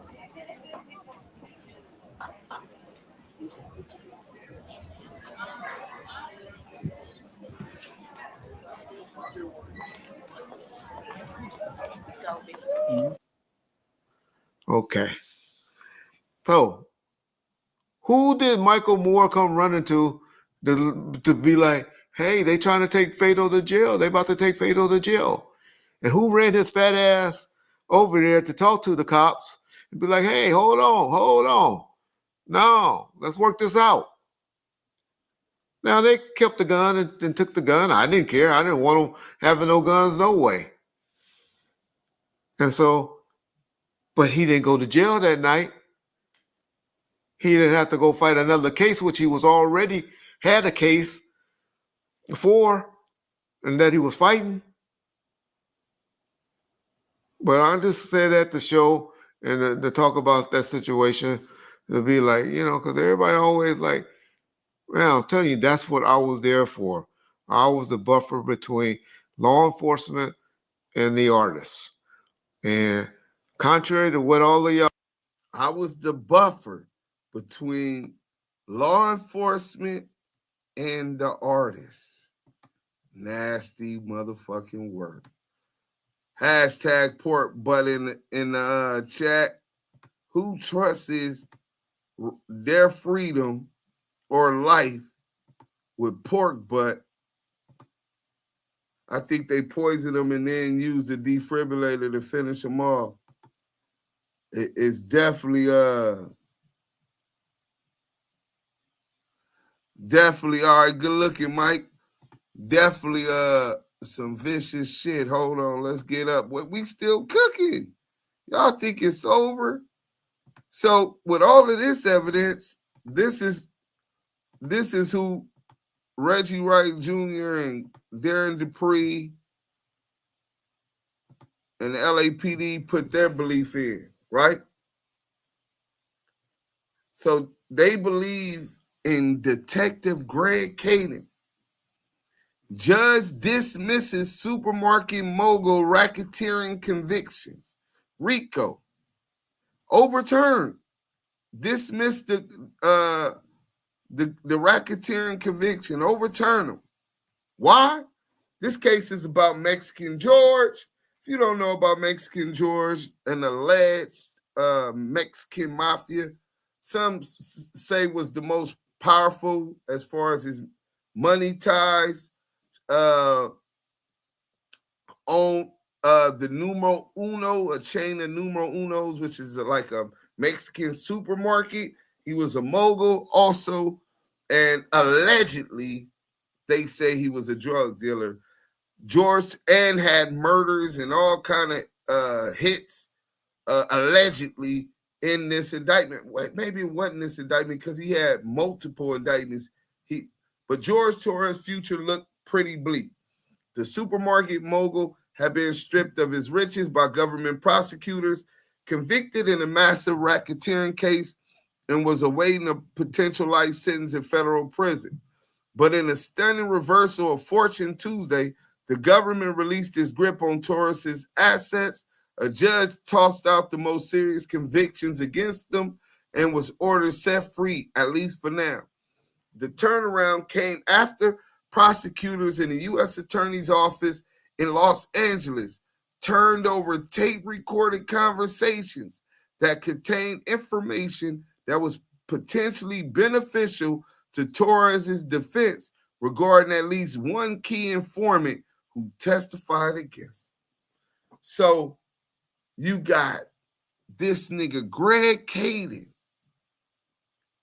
trying to cover up evidence that would help the defense of Mexican George. He's narrating convictions. All of y'all that get targeted by the hip-hop police or the feds, y'all be careful. Make sure y'all got money for your attorney and that your attorney doesn't sell you down the ranch, because this is normal operation, especially when you're dealing with the LAPD and the feds. The tape conversation took place before Torres' trial in April, but were only recently discovered by prosecutors, said Tom Mrazek, a spokesman for the U.S. Attorney Office. See, this is a big deal because under your constitutional right, you have a motion for all access to all evidence, whether inculpatory or exculpatory. This is a constitutional right, and the only way you can maintain a fundamental fair trial. And here you got this nigga, Detective Greg Caden, who was the lead agent of the task force and over the hip-hop police, Darren Dupree, withholding back evidence which would exonerate this dude about a snitch. Once we discovered the existence of the tapes and made a cursory review, they were immediately turned over to the defense, Mrazek said. In light of the tape, prosecutors told U.S. District Judge Stephen V. Wilson that some of the convictions against Torres should be voided and that those charges would not be refiled. Moments later, Wilson dismissed the centerpiece of the government's case against Torres, a pair of racketeering convictions that included solicitation of murder. Yeah, so this was the case that had the murder on it. Alleged solicitation, have to pay somebody or reward somebody for knocking somebody down for them. The overturned convictions were an embarrassing setback for the U.S. Attorney's Office. During the 3-week trial, prosecutors portrayed Torres as a ruthless entrepreneur who had made millions in the grocery business by hiring illegal workers, failing to pay taxes, bribing a public official, and even arranging to have people killed when they crossed them. Torres's attorneys argued that the government case was a result of overzealous LAPD detective who had a vendetta against Torres. They said the case was held together by convicted felons who were hoping to win early release by cooperating with prosecutors. Key point. Most people take deals, especially in the feds, because they're afraid of the harsh sentencing. Despite whether they're guilty or not, or the evidence is against, they're going to plead out the best deal they could get. These informants aren't trying to plead out to their deal and the best they could get. They're trying to do better. They're trying to get downward departure, 5K1s, or Rule 35Bs, and assist in the investigation and conviction of others. So police like Greg Caden and Darren Dupree, who have already showed that they would coerce Keef D, had problems with another snitch that they coerced, and then held back the lies that they knew this snitch was telling. They said the case was held together. All right, Steve G. Madison, Torres' lead attorney, said he and his colleagues suspected that they were missing tapes based on testimony and evidence that came out at trial. He filed a government misconduct motion and asked that prosecutors search for and turn over any additional recordings. So now the feds, Greg Caden, and the feds on that case are withholding back wiretaps. So they're giving wiretaps that show guilty shit, but they're holding back the wiretaps that prove them innocent of other things. They're narrating trials. The federal government is taking taxpayers' money to give job security to correctional officers, to the judges, the DAs, the Federal Bureau of Prison, and they're narrating trials with holding back evidence. So Madison, who said he was still reviewing the tapes, declined to discuss the contents in detail. He suggested that they contain conversations involving two government informants who made comments potentially helpful to the defense. Madison, hold on, let's see what they say about, I'm trying to get to the part where they talked about where the judge ruled on Greg Caden.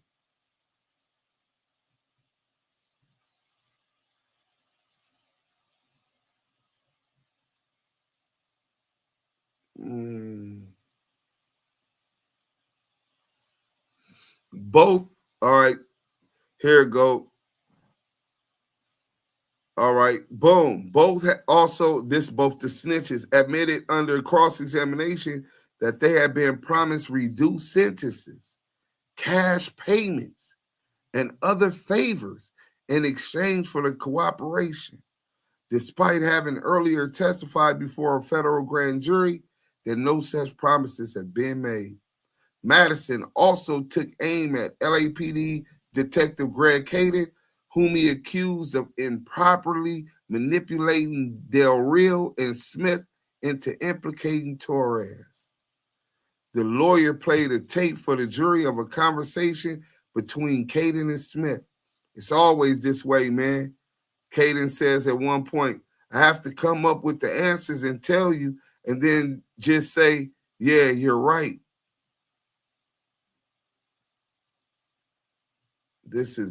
He also played a tape of an imprisoned Del Rio talking with his brother, in which they discuss a check with a 5 and zeros that he expected to receive for his cooperation. So these detectives, Greg Caden not only withholding back evidence that was exculpatory, meaning it helped the defendant, Mexican George, but they withhold the fact that they were paying these dudes to say this stuff, not just taking time off them. Now, Detective Michael Quik, who just happened to be there having a meeting with Detective Poole, pointed at Dude the that police. spoke on Shaq, he's completely right. Remember this? Because I was caught up in the middle of all that. What happened? Hold on. Let me go ahead and stop sharing. I'm going to have to, I don't know what that problem was, but we're going to go ahead and fix it real quick.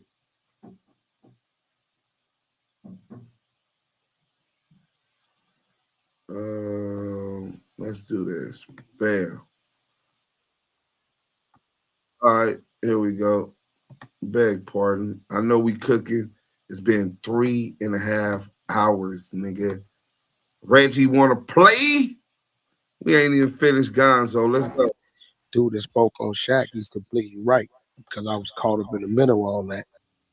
Well, first of all, there were no arrests made other than Cash Jones. Wack. Dude that spoke on Shaq, he's Detective Michael Quik, the same one that was there that says the only person arrested in that investigation was Cash Jones. Nasty work. Listen, bro, we gonna keep cooking. Salute to everybody on Insta. Salute to everybody. I don't even remember the name of the other app that I'm streaming from. Let's get back to this.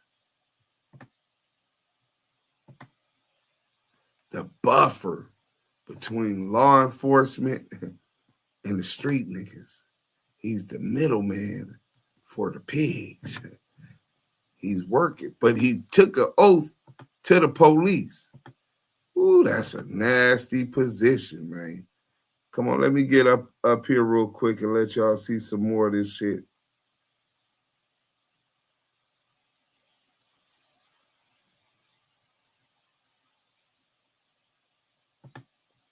Let me show y'all how the feds move. Such and such. Informant. The feds got the informant supplying guns to the targets. Me to obtain certain articles for him by stealing.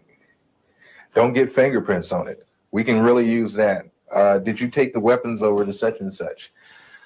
The church's committee told me that they couldn't use the tapes because the tapes were gotten by illegal means. What would you say about the composition of the committee panel that questioned you? I can say that's for the birds too, because the same people that I was talking about were the same people on the panel with the church's committee. What do you mean? When I came in the room to be interviewed by the so-called people from the church's committee, the representatives from the Federal Bureau of Investigations were also in the room. FBI agents were a member of the church committee panel. They were there with the investigators for the church's committee asking questions just like the church's committee. And see, this is another thing that I find fault with, and this is another reason why I am not going to Washington, D.C. He refused to go to Congress. He thought they was gonna knock him down. He knows how they feel about rats. They only want our people to turn to rats and submit to their white supremacy and foul ways, right? That's it.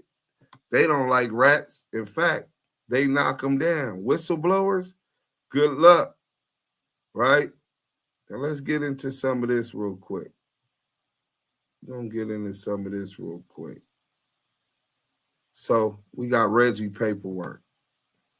Well, not his paperwork. He was considering a queen for a day. Oh, I gotta go to it first, huh? Let me go on there first like this. He was considering a queen for a day. Boom. Here goes the paperwork. U.S. Department of Justice. Roger Rosen. This is Esquire. That was his attorney. I don't think he actually retained him, but if he was going to do this deal with Greg Caden and Darren Dupree, then he was going to do it. He claims, this is Reggie Wright Jr., Pork Butt. Pork Butt says that he never proffered or he never did the Queen for a day because they took Greg Caden off the case, right?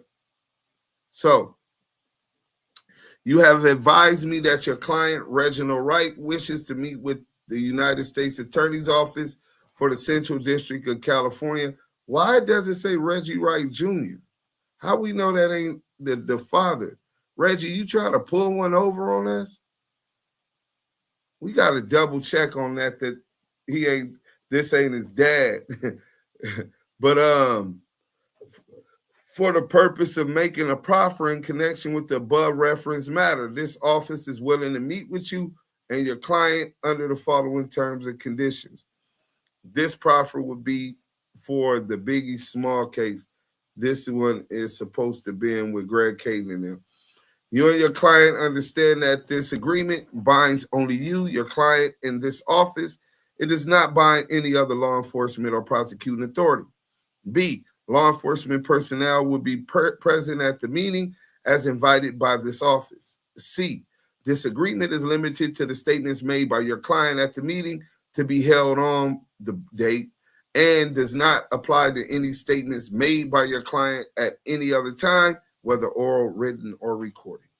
D, any information provided by you on behalf of your client is covered by this agreement as if it had been provided by your client. E, this agreement does not provide any protections to your client not expressly set forth herein. 2, your client will respond truthfully and completely to any and all questions put to your client at the meeting. 3, except as otherwise provided in paragraphs 4, 5, and 6 herein, in the above captioned case and in any other prosecution that may be brought against your client by this agency. So let me go this way. Boom. By this office. This office will not offer in evidence in its case in chief any statements made by your client at the meeting. Notwithstanding paragraph 3 above, this office may use. See, this is a proffer agreement. This is a Queen for a day. See, this is what Blue the Snitchy had to agree to, right? To get the safety valve. And he did it twice. He went and spoke with him twice, where he had to be truthful, you know, about everybody in that investigation, their roles, what their position was, who was supplying, who was killing. Anything they asked him, he had to tell the truth. But in any event, that was his proffer agreement. I'll post it. But check this out. Greg Caden said that there was no evidence in the past investigation. We showed you Chief Bernard Park saying that Rafael Perez and David Mack, the Rampart scandal, worked with Death Row Records. That was in the results from Detective Russell Poole, who was the lead on the Rampart scandal. Now, more than that, let's go here real quick to the it was well known LAPD that defendant Mack was closely associated with Officer Perez and Officer Gaines. Gaines, before he was unalive, was supposed to be in fucking Suge, bitch. He got unalive by the other detective, the Mountaineer. The LAPD knew that Gaines, Perez, and Mack were conducting coordinated efforts involving serious criminal conduct. Mack had access to numerous items of police property, including police scanners. Approximately $700,000 is still missing from Mack's bank robbery.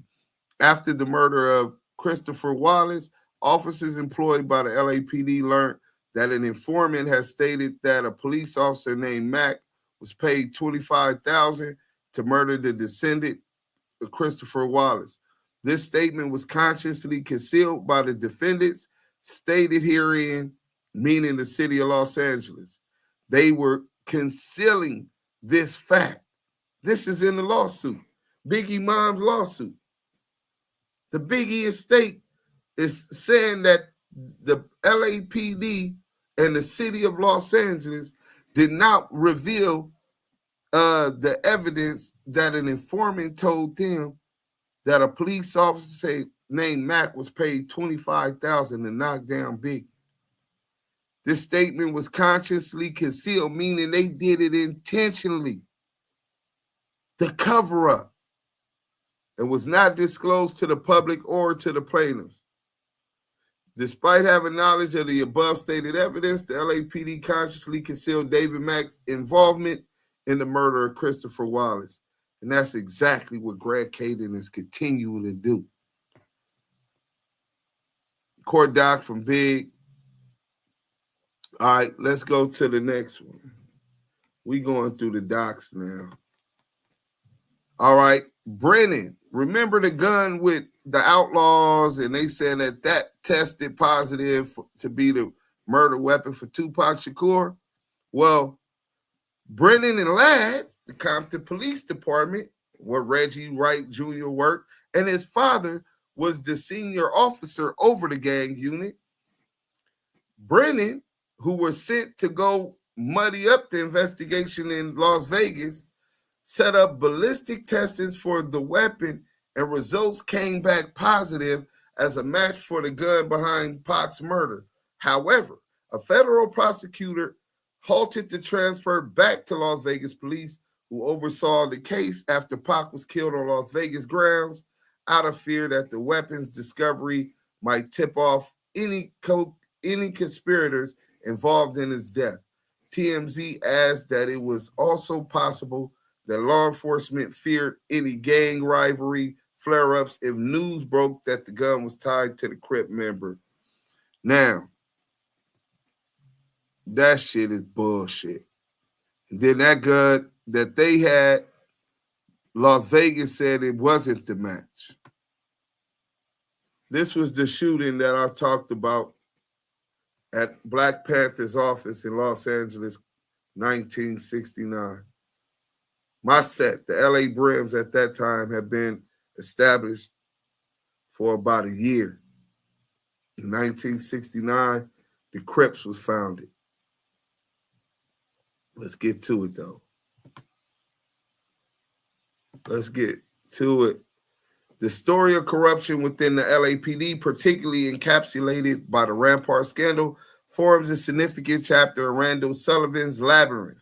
This period of corruption within the LAPD revealed the extent to which rogue officers were entangled in illegal activities, profound impacting the investigations of the murders of Tupac Shakur and the notorious B.I.G. The Rampart scandal, which came to light, this is actual paperwork. From the book Labyrinth. The Rampart scandal, which came to light in the late 1990s, was centered around the Rampart Division's community resources against street hoodlums, that's Crash Unit. What ensued was a deep dive into a malign network of corruption, brutality, drug dealing, bank robbery, and evidence planning by the very officers who were meant to uphold the law. The scandal revealed how deeply segments of the LAPD were compromised, casting a long shadow over the investigation into both murders. So people are already looking shady at the murder investigations of Biggie and Pac because of the crooked police who were already stealing evidence from the locker rooms, utilizing other officers' badge numbers, wearing masks and costumes to check out evidence, cocaine, from other people's cases stealing cocaine. So just because they didn't check this gun out under this name, David Mack, doesn't mean that they didn't check out the gun, or that David Mack couldn't have had a gun or evidence checked out, because this is what they were caught doing. Institutional riddle with corruption, Poole began connecting the dots between rogue officers and the circumstances surrounding the high-profile murders. He discovered that several officers from the LAPD had lucrative and complex ties to the hip-hop music industry, and some were believed to have had direct or indirect involvement in gang activities. One significant figure in this Rampart corruption was Officer Rafael Perez, whose testimony and confessions ignited a series of revelations about the department's malpractices. Perez admitted to numerous crimes, including drug thefts and planting evidence.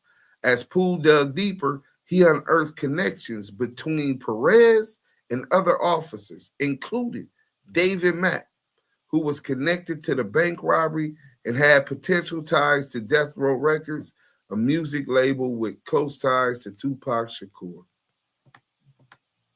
Let's get to this. The initial investigations by the police were beset with issues. In both cases, the scenes were chaotic, leading to compromised evidence and a multitude of conflicting witness statements. Muddy the investigation. They got and are putting together witnesses to muddy the investigations. And the police know it, and the feds know it, and they're cool with it. Nothing happens if they're not cool with it. The intense media glare further complicated the process, with public speculation often overshadowing procedural rigor. The cases quickly transformed into sagas of frustration and intrigue, magnified by the stature of the victims and the shadowy world of rap music gang affiliation. These unresolved murders left an indelible mark on the music industry and the public consciousness, leading many to question the efficiency of law enforcement and the intricate layers of crime and power that existed beneath the surface of the glamorous music world. Their power behind the glamorous music world that y'all don't even understand. Intricate layers that are behind the scene. And obviously, these crooked police and law enforcement are working on behalf of these powerful people behind the scene of hip-hop. These hip-hop police working in favor of these executives. They wanted Suge gone. You got D-Dog saying right now, and you got Ayatollah Moore, but D-Dog saying that Bone was paid by Dr. Dre and Jimmy Iovine to get Suge out the way. Powerful layers of power beneath the surface of the glamorous music world. The murders of Tupac Shakur and the Notorious Big became larger than their individual stories. Let's get into this paperwork, right? Winter 1995. Oh, no, this is just the timeline. I don't want to get into this today. We could get into this later. This is day 15 of the Hip-Hop Police Docu-Series. We'll be chopping this down. 3-year plus investigation began in 2013. According to U.S. Attorney Lorenzi, the multi-agency federal investigation that resulted in the indictments against the Wrights and 20 others began in 2013 and led to the seizure of 11,950 grams of marijuana, 3,270 grams of cocaine. They got that word. Reggie got that. The Wrights got pork butt, 2,880 grams of heroin. Nigga, they fucking with that. The Ray Charles, nigga, they got the cocaine. They got the Ray Charles. And then 3,260 grams of meth. Oh, they got the Christina Aguilera. Oh, it's going down. And 23 pistols, including the AR-15. If the start date of the California part of the investigation in the alleged drug sale and money laundering conspiracy also began in 2013, this would mean that Reggie Wright Sr. would still have been working with the LA Sheriff's Department when the feds began looking at reported wrongdoing among the alleged LA co-conspirators. So what that's saying is, after the investigation of the Joint Task Force, which was muddied down, the feds started looking into the rights for this drug dealing, right? And at the same time, Reggie Wright Sr. was still a deputy sheriff, a lieutenant, and they moving the work in the weed, nigga. The police got the dope.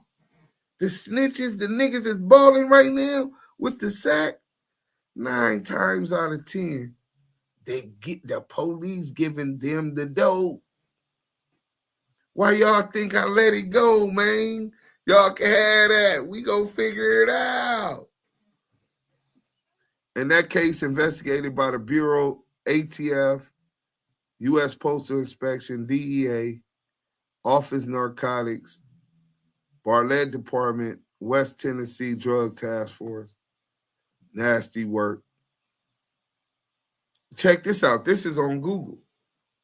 The Rampart Corruption Task Force investigators discovered that hip-hop mogul Suge Knight, owner of Death Row Records, had hired several of the corrupt Rampart officers for security at various times, including Nino Durden, Kevin Gaines, David Mack, and Rafael Perez. That's on Google. I mean, Wikipedia, not Google, my bad. But look, we got 9 minutes. Let's get into the chat. Pork butt, let me make sure it's nothing else I want to ensure I run up you today. This is just the first little jab. Don't fuck with me, man. You know what I'm saying? Brennan and them lying, talking about they found a gun buried in Compton at a Crip house, and that matched the Vegas said that was a lie. Oh, I know what I wanted to do. I know what I wanted to read. Let me see. Yeah, we got to read this. We got 9 minutes, then we'll get into the chat. It's going on 4 hours. The Hip-Hop Docu-Series is bracking, nigga. I know it's a lot. I know a lot of y'all get tired, but y'all come. I want to give y'all the content, bro. Blank agreed to participate in a conspiracy and follow Knight's instructions. Oh, hold on. Let me go back one. Maybe I could go back one. Oh, okay, here it go. This is on May 28th, 2009. Task Force officers Greg Caden and Darren Dupree, along with Federal Bureau of Investigation special agent, and they got the special the FBI agent name redacted, interview Blank at the Southern California Drug Task Force office in Los Angeles.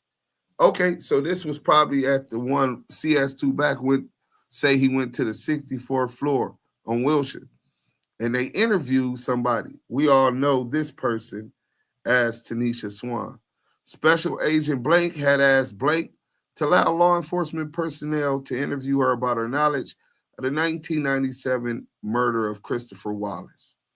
Hashtag who snitched on Poochie. Blank transported herself to the interview location and arrived alone. See, this is why I don't believe Veggie wrong, pork butt, when he says that he wasn't an informant and working with the FBI. See, Greg Caden and Darren Dupree went out of their way to end their report with Tanisha Swan to lie and say that she transported herself to the interview location and arrived alone, when Reggie Wright Jr. himself admits that he drove her to go talk to Greg Caden and Darren Dupree, the hip-hop police. they protect their informants. Blank acknowledged that the interview was voluntary and non-custodial. Blank advised she had contacted a lawyer prior to the interview. However, she declined to be represented in this matter at this time. So this is Tanisha Swan. Tanisha Swan stated she had been a longtime associate of Mary and Suge Knight, and then it blacks out and redacts a lot of statements. Stated that she was very nervous and apprehensive to provide investigators with information regarding criminal activity related to Knight because of possible retaliation, and Blank didn't want people to think she was a police informant. Blank was especially concerned about the perception her child would have about her if anything happened tonight as a result of Blank information. Special Agent Blank advised Blank that there could be no guarantees that Blank information will remain confidential. However, law enforcement would be conscientious of her situation and handle the information delicately. Special Agent Blank suggested several options to Blank to ease her concerns, including possible witness protection. They offered Tanisha Swan witness protection, grand jury proceedings under subpoena, etc. Blank readily agreed to provide grand jury testimony, but stated she would not be comfortable testifying in open court against Knight. That means she not testifying is not a 270 confidential source, but a 137.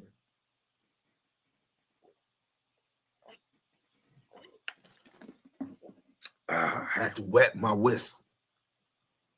Investigators employed an investigative ruse. So the Fed agent, Caden and Dupree, pulled a ruse on Tanisha Swan, producing a fictitious letter and an affidavit completed by Poochie and his lawyer, in which Poochie confessed to the murder of Christopher Wallace and implicated his co-conspirators. So Poochie, they telling her that Poochie wrote this letter and gave it to his lawyer in case he died or something happened, which implicated Suge Knight and her in this murder. Now, mind you, for the police, Greg Caden and them, to come out and show this Tanisha Swan could not be the one that first gave them the name Poochie. Reggie Wright Jr., if you believe him, says that he didn't give them the name Poochie. So in this whole circle, and Tanisha Swan, this was 2009. Wack 100 went in 2008, April 2008, when he went to go talk to them. April 27th.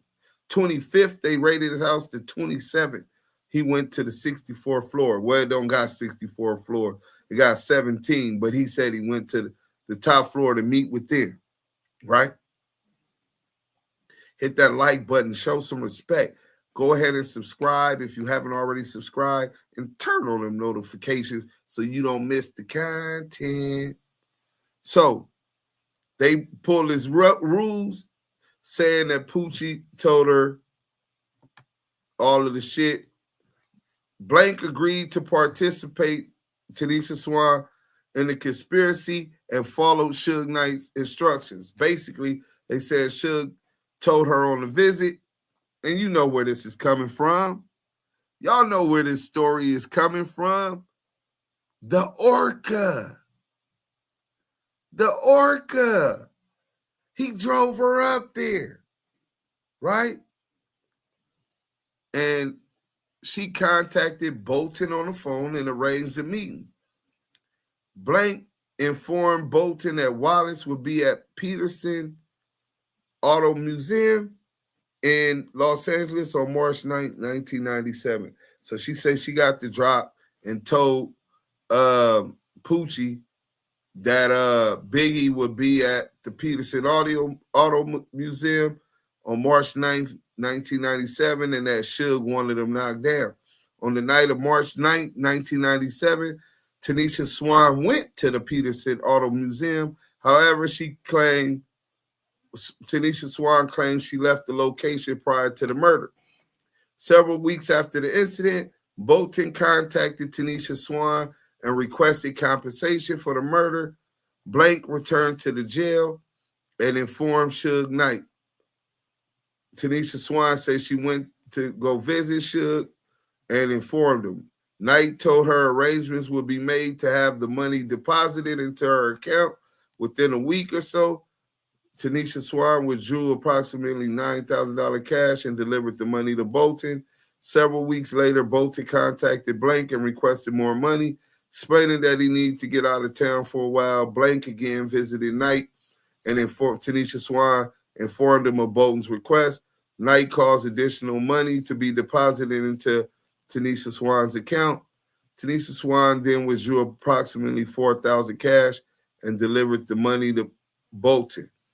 Note, several times during the interview, Tanisha Swan began to cry, crocodile tears, and stated she was extremely frightened about the repercussions of her cooperation and advised she would invoke her constitutional rights if she was forced to testify in court.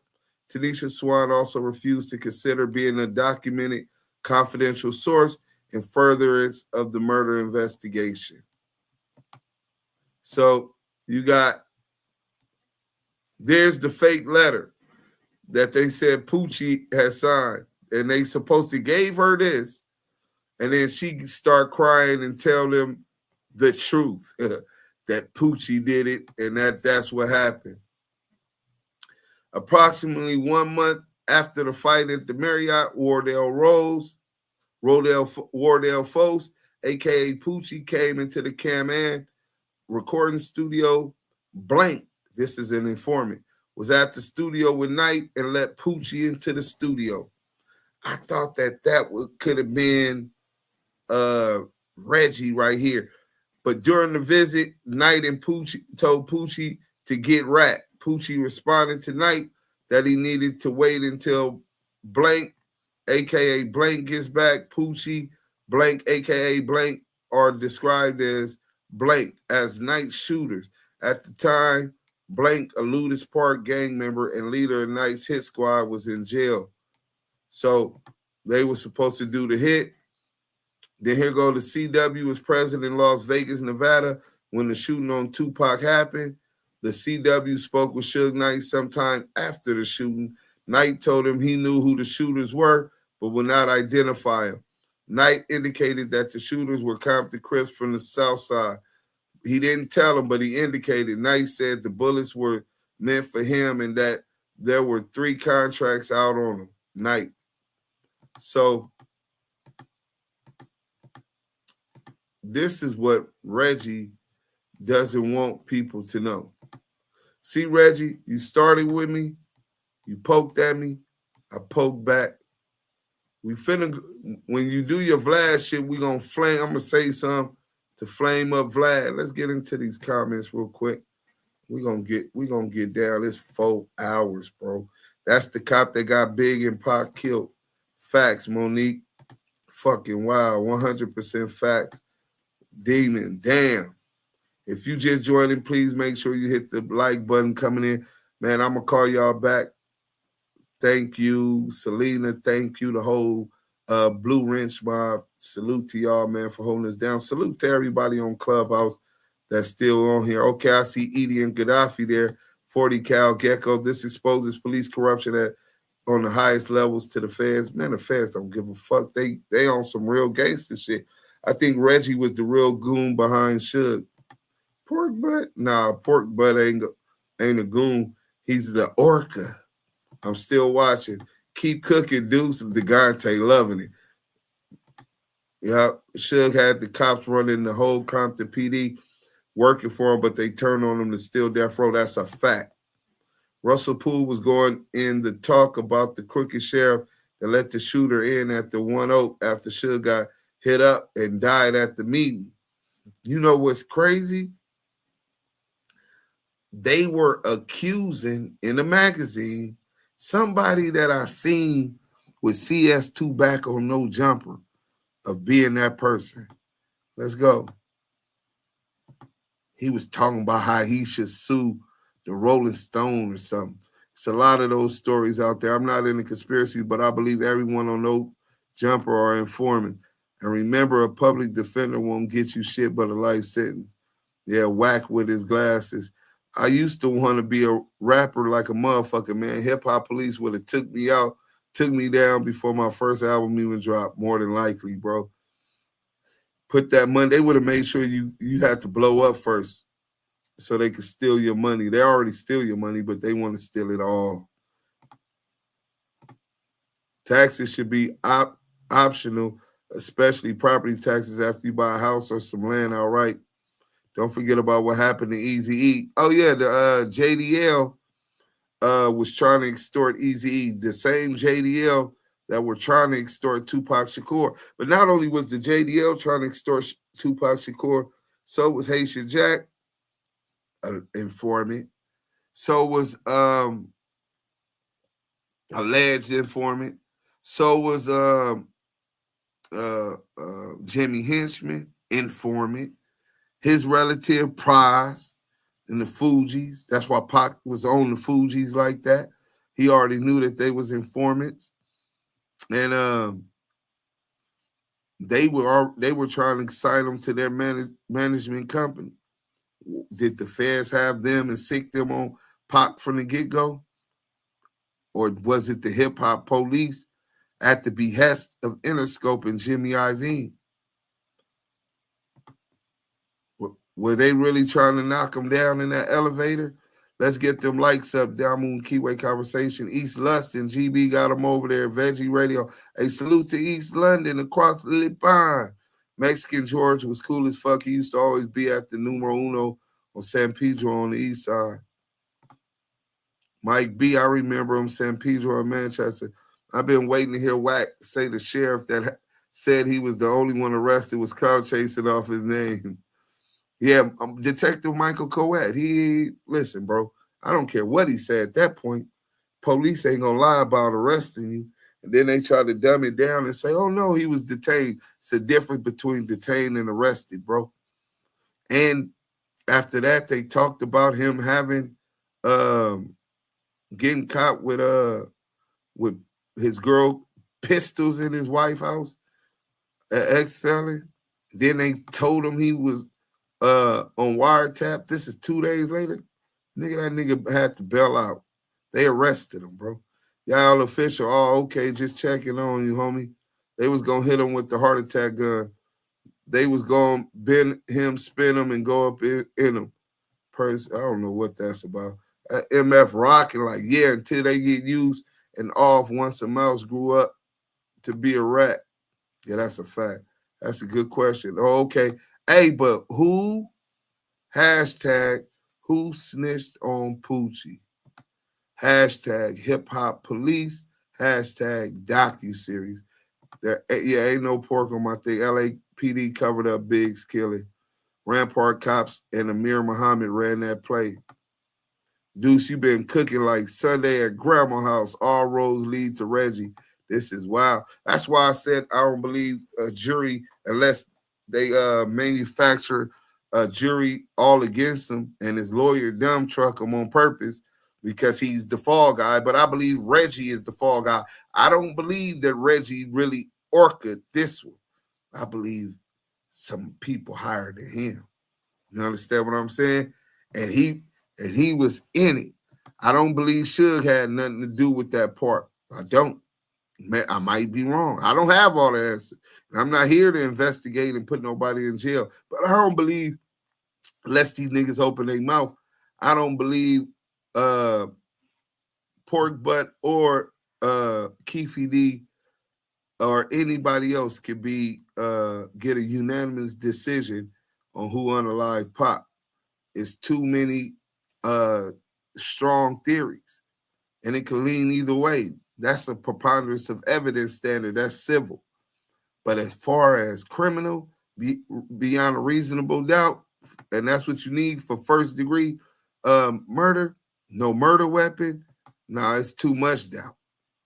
Y'all see how Reggie 2 guns that they both claiming was the murder weapon? Come on, man. Y'all see how Reggie never just be like, yeah, I was a crooked cop. He would never say that because he's still working with them. And he wants them to still like him as one of theirs, not as one of us. Yeah, well, that's kind of like the mentality. Prove to the master, I'm not like them.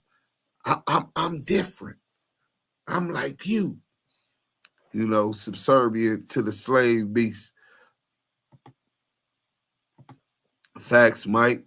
Shortstop in the field podcast. Here we go. Listen, if he get Press Gang TV, salute. Hey, man, I hope all the YouTubers react. I know this was long. Cut it up. It's some good shit in there. I hope y'all react to this and keep spreading the word. We already went viral, exposing TD, making Wack and his crew take that walk of shame, jumping off the stage while Lil Weezy and the game was performing at the Novo. You know what I'm saying? That went viral to start off the Hip-Hop Police Docu-Series. Here we is. I was sure you guys would be done. It's never too late. Smash them lights. 2.8 bricks of dog food is wild. On deck, 211 Beck Avenue. Nah, Cargill probably had that fire black straight from the drug seizure. But yeah, Reggie, all of the shit that you claim one, then you said you gave the gun to your dad. Now wonder Detective Vlad and Brennan try to lie and say they found the murder weapon. But that it was a match. Oh, I know. Everybody, make sure y'all tap in tomorrow. We got the we're gonna take a break with an exclusive interview at 6:15 Pacific time with Little Eazy-E, hip hop mogul Eazy-E's son, Eric Wright Jr. Corruption as finest crooked piece. Them some balling rats. Laugh out loud. Yeah, they gonna make sure they reward the rats. On the Unsolved TV show, Pork Butt was telling them Suge bought Poochie the Black Impala face orange TV shake. Hey, Big J 21, good looking out, bro. You ain't never lied. He was planting those seeds so that they could give the LAPD the excuse that enough doubt so that they could get off that $400 million lawsuit. Deuce would take a break tomorrow because we got the big interview with Lil Eazy. Nah, tomorrow we taking a break tomorrow. You're right. That's what I was saying. Damn, that's crazy. I didn't even know you said that. After 29, put your notifications on so you don't miss that tomorrow. Hit them now. After 29, these bitch ass suckers finally getting what they deserve. Smash like. Nah, I don't think nobody. I don't even think it's enough evidence to charge Veggie or convict him. No jury. Too many people could go either way. Cops pushing all the narratives. That's how you muddy the investigations. They started with it from the beginning. Blaming the dead because they can't talk. Now, that's the question. If we saying that Poochie didn't do it, if we believe in Poochie didn't do it, is Reggie and CS Tupac really snitching by saying that Poochie did it? They telling on the dead, man. I don't know. That's another question. We're gonna put that in the chat. Get active. Rat Dog from Bounty Hunters. Yeah, they knocked him down. We allegedly we cooking tonight. Papa Dirt, what up? We definitely cooking. Yael, tell them what's happening while I'm in this chat, man. We done went 4 hours and 13 minutes, bro. Man, y'all know where y'all at. Y'all was in the hottest live on YouTube and one of the dopest rooms on Clubhouse, man. If you're on Clubhouse right now, man, and you was in the chat, y'all know that's where it's at, man. If you was on stage, salute, man. If you was in the goose, salute to you too. Make sure you shared up that room 3 times so in the hallway we can get our shine. And if you was on live right now, man, salute to you, man. Salute to the Valid supporters. Salute to the Blue Wrench mob that was always on their job, man. And the chat, you already know that's where it's at. If you're a friend that tapped in, make sure you like, comment, and subscribe to this content. Remember, hottest content in the YouTube streets. You were sitting with Deuce Sims the Don and Yael the Kiwe pop star. The voices of the culture and the West Coast. Damu and Kiwe Conversations. Hey, look, salute. Hit them notifications. We'll be back tomorrow. Y'all heard my main man. Salute, salute, salute. Tomorrow, Easy, then we'll be back with Hip-Hop Police Day 16. The day after tomorrow. We out of here. Let's go.